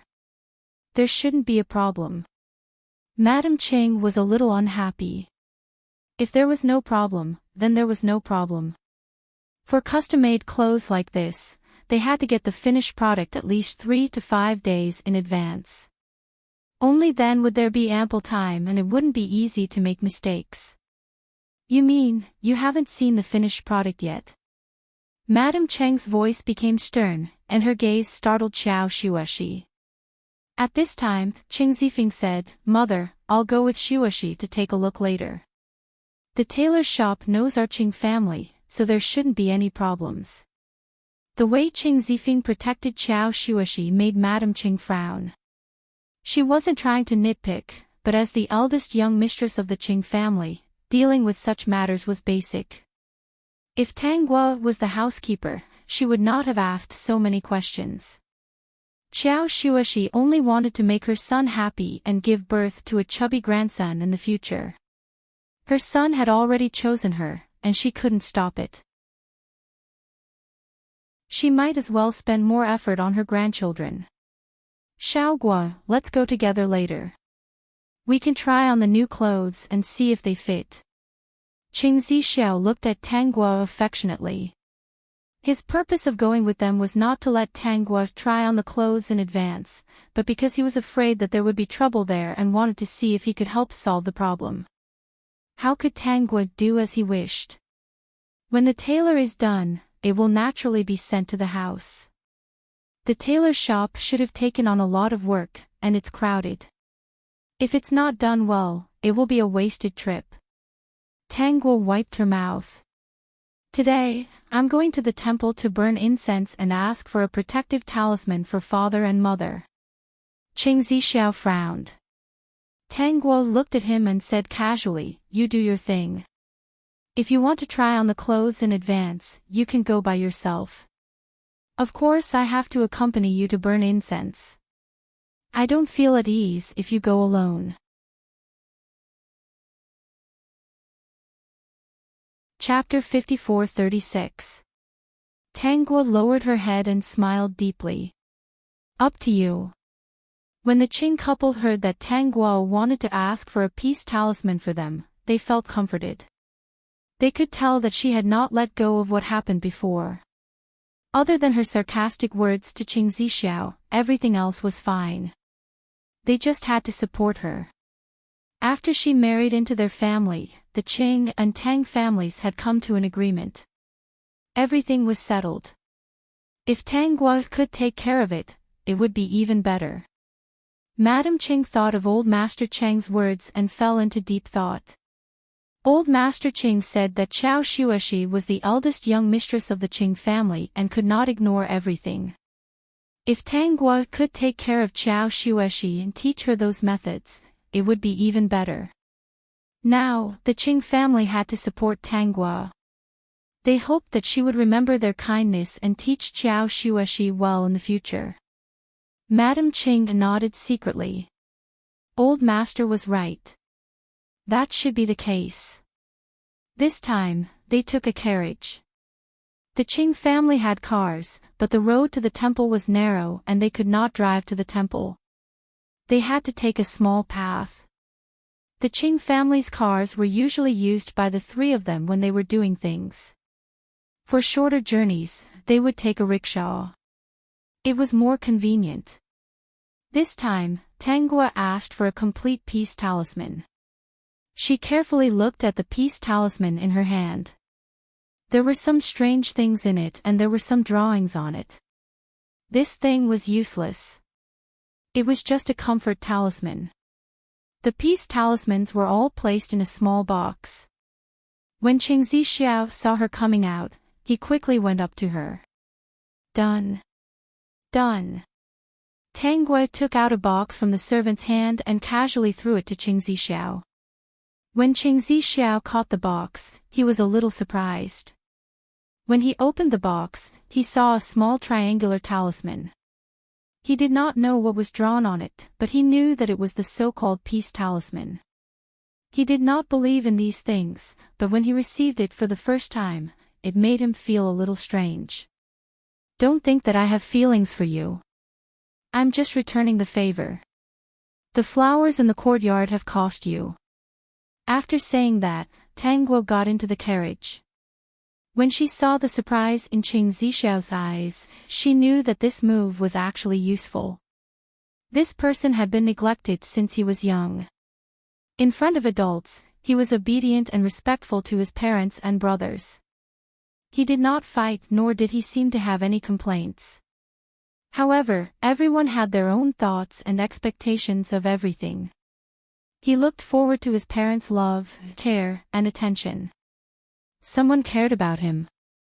He shouldn't have been cared about too much, right? Therefore, when he received Immerse safety talisman, he was so surprised, shocked, and even a little bit happy that he couldn't hide. Even if he still thought that he did not want the peace talisman, his heart. Qing Zixiao silently closed the box and looked up at Tang Guo, but he couldn't see her figure. She was in the carriage. After Qing Zixiao sat down, he saw that she was already resting with her eyes closed, as if she didn't want to see him. Thank you. Tang Guo didn't open her eyes and didn't respond.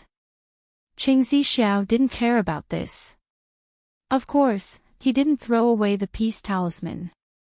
It should be pitiful and hateful. Dear host, Yan Qing is still the cutest, right? You know. If not for that guy, he would have been beaten. Chapter 54-37. The Qing couple took the safety talisman with a smile and told Tang Guo that they would wear it. Qing Zixiao put the box in his study. What puzzled his henchman was that the box was placed among some of Qing Zixiao's collections. He asked subconsciously, did second young master get something good? I guess so, Qing Zixiao answered indifferently. The confidant knew that he shouldn't ask too much, so he didn't ask. Eldest young madam hasn't returned yet. Qing Zixiao thought of this. Not yet. If there's news, let me know immediately. Yes. It was almost noon, but Xiao Shueshi and Qing Zifeng still hadn't returned. Madame Qing felt that something was wrong and sent someone to call Qing Zixiao to see what was going on. Go and tell mother that I'll go right away. Qing Zixiao lowered his eyes, making it impossible to see the emotions in his eyes. Since he was young, he was like Madame Chang's errand boy. If Qing Zifeng had anything to do, Qing Zixiao would do it.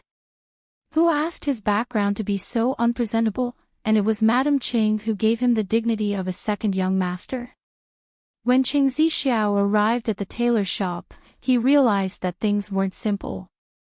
The owner of the tailor shop was apologizing to Qing Zifeng, and Xiao Shueshi was so anxious that her eyes were red. When the two saw Qing Zixiao coming over, they seemed to see hope. Big brother, sister-in-law, what's going on here? Mother asked me to ask. Qing Zifeng shook his head. The clothes we need aren't ready yet. We won't be able to finish in 2 days. I told them last month. They didn't keep their word, Xiao Shueshi said angrily. They just came over. They just chose the fabric and haven't started work yet. This tailor shop was old and had a strong background. It wasn't an ordinary tailor shop. All the influential families in Yu City liked to come to this tailor shop to make clothes. Therefore, even the Qing family couldn't threaten them. The shopkeeper said apologetically, eldest young madam didn't say that it was urgent. She only said that she would come this month and didn't set a date, so we thought that this order wasn't urgent. It's only the beginning of the month, and there's still more than half of the month. There's still time to make a few sets of clothes. The other orders in the shop are all in a hurry, and they even set a date. We definitely have to complete them by the set date. Initially, we thought that after we finished the urgent order, there would still be 20 days left before we could work on the finer details of the clothes that the Ching family needed. I didn't expect that, if eldest young mistress had informed us of the time needed earlier, we would have finished it immediately on account of Master Ching and eldest young master. When Ching Zixiao heard this, how could he not know what was going on? There was no time to make new clothes in just 2 days. The boss of this shop wasn't from an ordinary family, so it wasn't good to offend him. The other party had even given him an excuse, so he could only suffer in silence. Ching Zifeng's expression turned ugly. Since your shop has accepted this order, shouldn't you do it in order, whether it's urgent or not? These clothes will be used in 2 days. Now that you haven't touched a single needle, what do you want us to do? The boss had a bitter look on his face. Young Master Ching, it's not that I don't want to, but this is the rule of the shop. Those who didn't have a fixed time weren't in a hurry. If they were in a hurry, who wouldn't mention a time limit? Besides, it's written in black and white on our deposit slip. Eldest young master, you're really making things difficult for me. Ching Zifeng suppressed his anger and felt very uncomfortable, but he didn't know how to refute. Zixiao, you handle this matter. At the critical moment, Ching Zifeng remembered that Ching Zixiao was here. His eyes lit up, and he immediately pulled him out.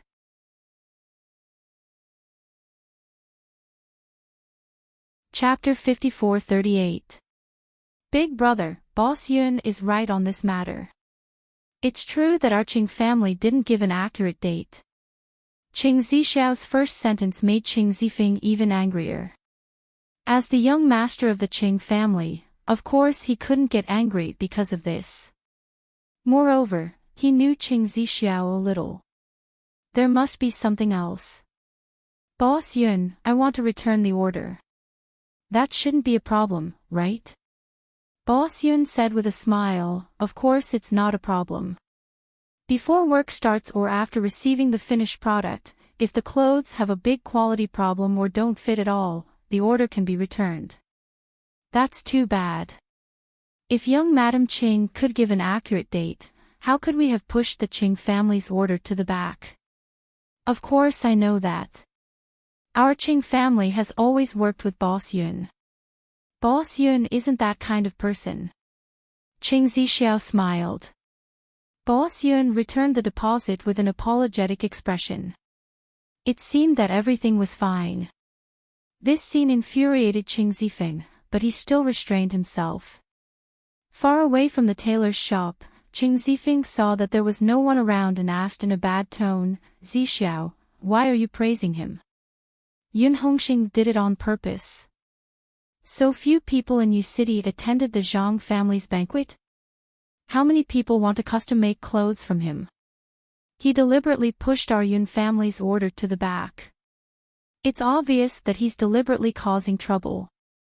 In my opinion, there might be something we've overlooked. Don't worry, big brother. Of course I know Yun Hongxing did it on purpose. He's making a fool of us, Ching Zixiao said calmly. There's no way to know the reason for the time being. I've already arranged for someone to find out. Also, Yun Hongxing dared to mess with our Ching family. I have to teach him a lesson. Ching Zifeng's anger disappeared and he asked with interest, oh, you've already thought about what to do? Yes, big brother. This time I want to leave a deep impression on him so that he'll be more careful when he sees our Ching family in the future. He didn't believe that this matter was caused by the family behind Yun Hongxing. Ching Zixiao's guess was right. After they left, the shop assistant in Yun Hongxing's shop asked him if this would offend the Ching family. It should be fine. This is a very small matter, Yun Hongxing said hesitantly. Yun Hongxing said hesitantly, you have to keep an eye on Qiao Lian in the future. Don't let her do anything reckless. The Ching family is the Ching family after all. There's no date on the order. Can you arrange for 2 people to go over and ask?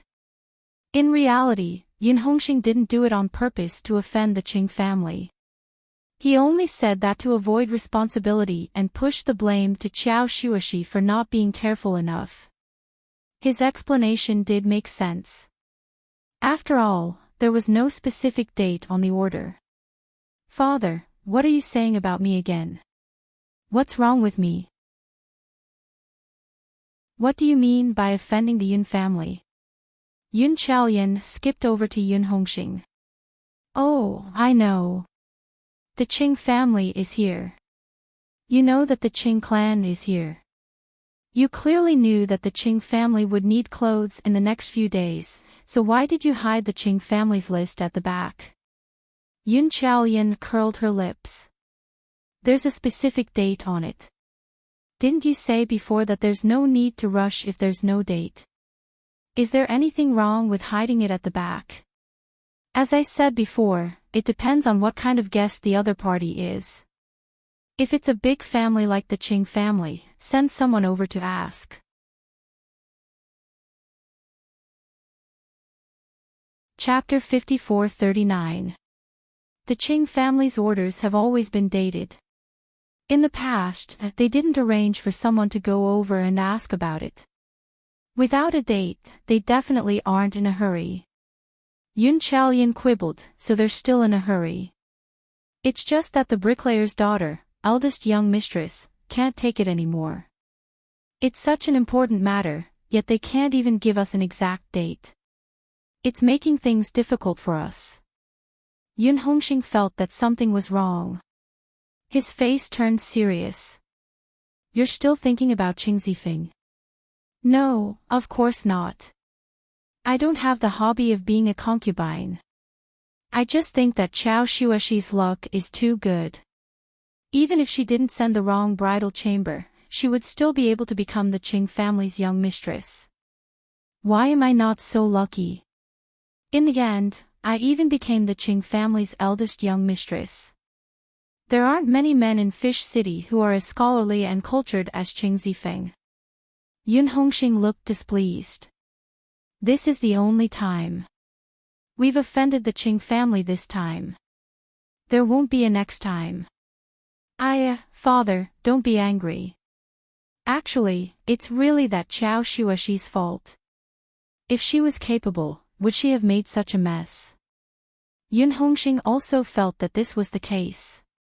When Madame Qing found out about the whole story, her expression turned ugly and she couldn't help but reprimand Qiao Shuoshi. Mother, I think Yun Hongxing is doing this on purpose. Since he knows it's our Qing family's deal, why would he put it aside? They are the most well-informed. How could they not know about the Zhang family's banquet? At the mention of this matter, Qing Zifeng was still a little angry, even though he knew that Qing Zixiao would definitely find a way to get back at him. If it weren't for the Yun family behind Yun Hongxing, he wouldn't have left so easily today. In the end, it was Shuoshi's mistake.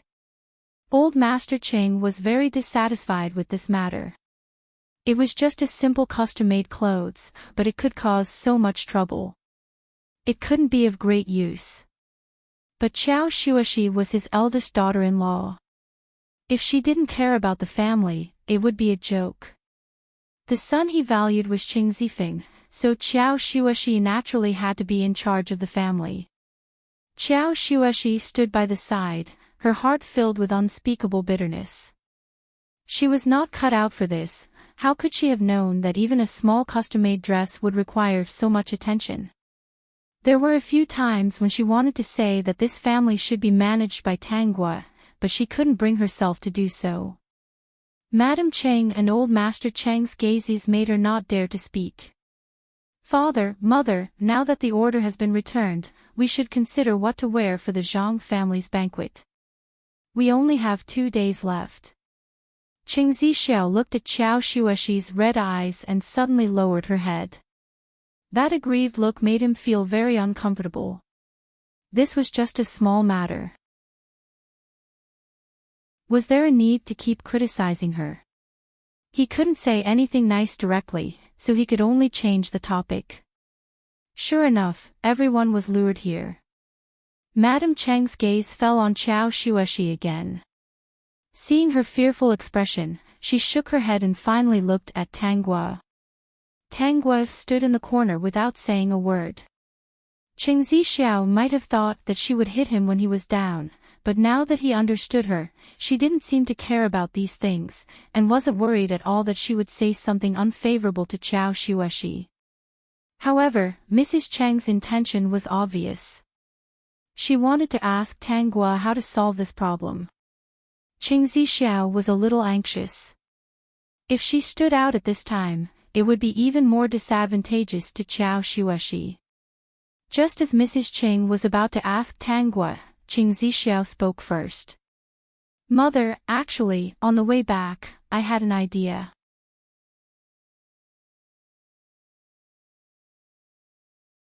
Chapter 5440. Zixiao has an idea. Tell me.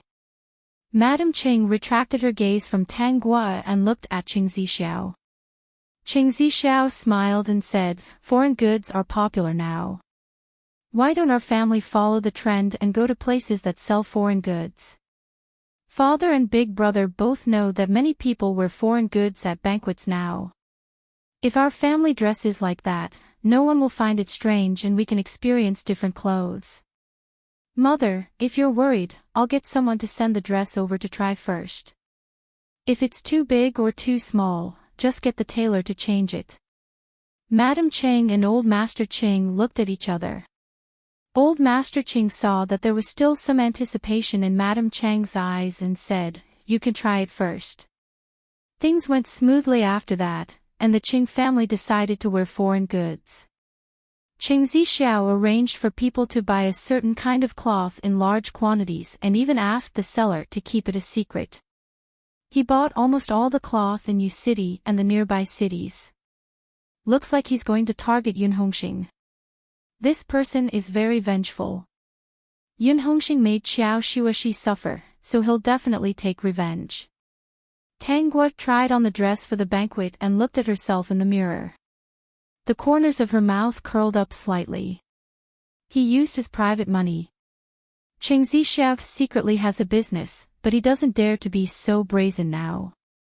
So after taking out this money, his belt is still a bit tight. Oh. I'll go out in the afternoon. System, he must be going out to deliver the news. In the afternoon of the same day, Tang Guo went out shopping with two little maidservants. Sitting in the rickshaw, she was thinking about what to do. When she passed by the cinema, she saw Yan Qing. Yan Qing also saw her and smiled at her. Master, let's stop here.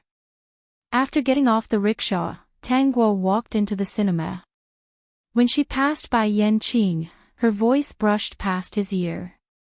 Yan Qing looked at Tang Guo's back and was a little surprised. Talk business. She wanted to talk business with him.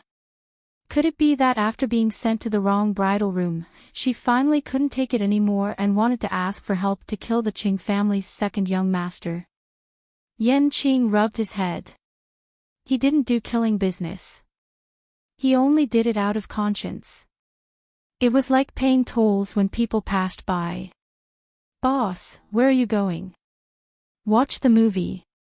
You guys play by yourselves. The lackeys did not understand. Watch a movie. Since when was boss interested in movies? Isn't it quite expensive to watch that thing? After buying the ticket and entering, Yan Qing soon found his way to Tang Guo's side.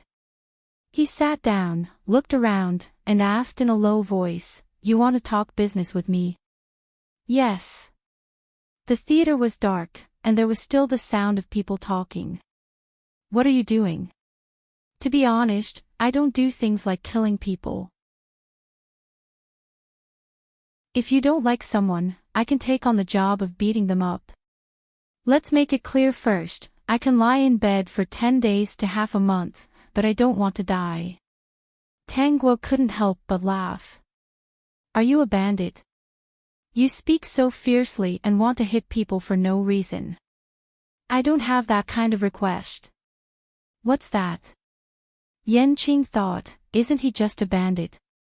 Although he was a principled bandit, he was still a bandit.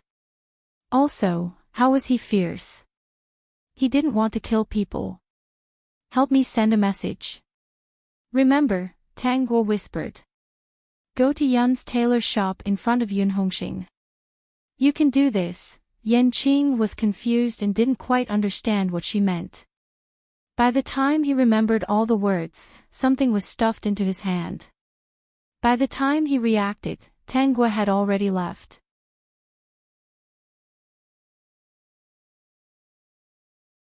Chapter 54-41. He hurriedly chased after her, but he was one step too late. Tang Guo was already sitting in the rickshaw, and the driver was running very fast. The streets were full of people, and there was also a group of underlings around him who stopped him to ask if the movie was good, so he couldn't chase after her. Boss, what's this? A sharp-eyed underling saw the money bag in his hand and reached out to touch it. It's so colorful and pretty. Yan Qing slapped his underling's hand away. Let's go back. Have you finished weeding? No, we've already done it. We're just waiting for the fat sheep to cross the road. Go take a look again. Move some flat stones to press on the road, or it will collapse easily. The next day, Yan Qing changed his appearance slightly and went to see Yun Hongxing. When he saw Yun Hongxing, he asked him what kind of cloth he wanted to buy and even complained to him. He came from a neighboring county and didn't know who had bought all the cloth in the county, so he had no choice but to come here. But when he came here, he found that many cloth shops had also been bought, so he could only try them one by one. I see. Yun Hongxing gave Yan Qing 2 bolts of cloth. I don't have much stock left, so I haven't heard of this. After sending Yan Qing off, Yun Hongxing felt that things were strange, but he didn't think too much about it. Until the next day, another strange person came up and asked him for the same cloth to make clothes. It was said that this was a teacher from a certain school who was making uniforms for the students, so they had to use the same cloth. At this time, Yun Hongxing still felt that this was a big order. He thought that even if Yu City and Lin County didn't have it, he could order it at the textile factory. Or maybe he could go further to buy it. But when he heard that the other party's time was a little short, he couldn't take it anymore. At this point, he still felt that this was a big deal. Until this person suggested signing another contract. If they couldn't get what they needed by the deadline, Yun Hongxing would have to pay 10 times the penalty. The deposit that this person took out was half of the total price. 10 times the penalty poured a bucket of cold water on Yun Hongxing, and he instantly sobered up. This was a trap. Someone wanted to mess with him. Counting the people he had offended recently, it was only the Qing family. Yun Hongxing clenched his teeth, his hands trembling. If it was really the Qing clan, it seemed like they really wanted to kill him. Last time, he did make a little mistake, but at the same time, there was no date on the other party's list. If this list was pushed back, no one would be able to find fault. He didn't expect the Qing family to hate him so much. After thinking it through, Yun Hongxing decisively expressed that he couldn't accept this job and asked the other party to find another capable person. When Qing Zixiao arranged for this person, his expression immediately changed. Then, he even made a concession. No matter what, Yun Hongxing would not accept it. In the end, this person could only return in disappointment and tell Qing Zixiao everything that had happened here. Yun Hongxing wiped the cold sweat off his forehead. Was it a coincidence that the person had warned him yesterday, or was it intentional? If no one reminded him of this, he would probably go bankrupt. He's not taking the attack. Yes, Yun Hongxing was shocked when he heard that it was 10 times the penalty. Even though I later changed it to 2 times the penalty, he was still unwilling. Qing Zixiao's expression was very ugly. According to his understanding of Yun Hongxing, the other party should not have missed such a big deal. He didn't know what went wrong. This time, he took out his private stash to buy cloth and spend a lot of money. It was not easy to earn this money. Previously, he was expecting a 90% chance of success. When the time came, he would definitely make a lot of money and teach Yun Hongxing a lesson. Now, he was the one who had fallen into this trap.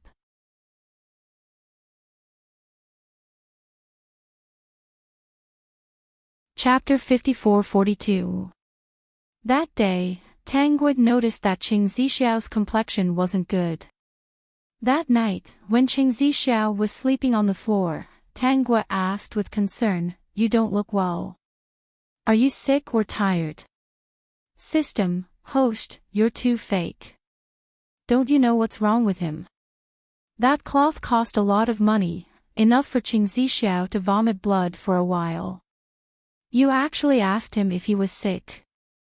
Qing Zixiao took a deep breath. "I'm fine. Go to sleep." Qing Zixiao tried to make his tone calm. At this time, Tang Guo's voice sounded again. "Call the doctor tomorrow and check on you. Don't worry." Qing Zixiao didn't refuse this time. He hugged the blanket and opened his eyes. He suddenly had a strange feeling. Ever since he was young, his body had always been good. However, no matter how good a person's body was, it was impossible to live a life without illness. When he was young, as long as he wasn't too sick to support himself, he would pretend that nothing was wrong and force his way through. No one asked him if he was sick because of his complexion. As long as he said that he was fine, no one would ask any more questions. This was the first time someone said to call the doctor tomorrow and check on him. Don't worry. He had clearly lost a lot of money. That money was enough for him to open another shop in another place. At this time, he actually felt some comfort. The next day, Tang Guo really did call the doctor to check on Qing Zixiao's body. Qing Zixiao didn't resist. He let the doctor examine him carefully. In the end, the doctor prescribed him some medicine to lower his internal heat and left. "I told you I wasn't sick. You didn't believe me," Qing Zixiao said in a relaxed tone. Tang Guo glanced at him. "I just don't want to be known as a jinx. If my husband dies after being married for less than 2 months, this reputation will never be washed away." Qing Zixiao knew that she was stubborn and laughed at her words. He was so strong. How could he die after being married for less than 2 months? She was probably afraid that there was something wrong with his body and called the doctor to check on him in case it became a serious problem. She was concerned about him, right? It was just that she was still very resentful about that matter, so she said those harsh words to him. Qing Zixiao's mood was a little complicated. Unknowingly, his attitude towards Tang Guo had changed a little, but he didn't realize it himself. That night, Qing Zixiao also noticed that there was a small couch on the floor where he slept. Lu Shuang was making the bed. When she saw him, she hurriedly said, "Second young mistress said that the floor is damp and it's easy to get sick." Qing Zixiao stared at the couch for a long time. This couch could be used to sleep at night, and when the blanket was tucked away during the day, it looked like a place to rest. Got it. He went to wash up happily. When he came back, he wanted to say a few words to Tang Guo, but he found that her bed curtain had been pulled down. She might have fallen asleep. He laid down on the small couch and found that it was indeed much more comfortable than the floor. He slept exceptionally well that night. System, the more comfortable you are today, the more painful it will be in the future. The Zhang family's banquet passed smoothly, and the Qing family returned to normal. Qiao Shueshi had been having a hard time recently. At the Zhang family's banquet, she kept getting into trouble. If Madame Qing wasn't by her side, she wouldn't have been able to stand in that place and eat. That place didn't suit her at all. She could feel that Madame Ching was a little dissatisfied with her recently. Every day, she urged her to learn how to manage a household. Every day, she would test her results, making her miserable. Every time she wanted to complain to Qing Zifeng would indeed comfort her. However, he would also tell her that this was what the eldest young mistress of the Qing family should do. Unknowingly, they had been married for 2 months. From being newlyweds to being used to it, Qing Zifeng no longer had much interest in staying at home and spending every day with Qiao Xueshi. Qiao Xueshi was really busy learning this and that, so she didn't notice the change in Qing Zifeng. Once again, something big happened to the Qing family. The Qing family's goods were charged a toll on the road. In this day and age, it was normal for bandits to charge tolls when they occupied the mountains. However, it was unusual for the Qing family to be charged a toll. As expected, this incident fell on Qing Zixiao again.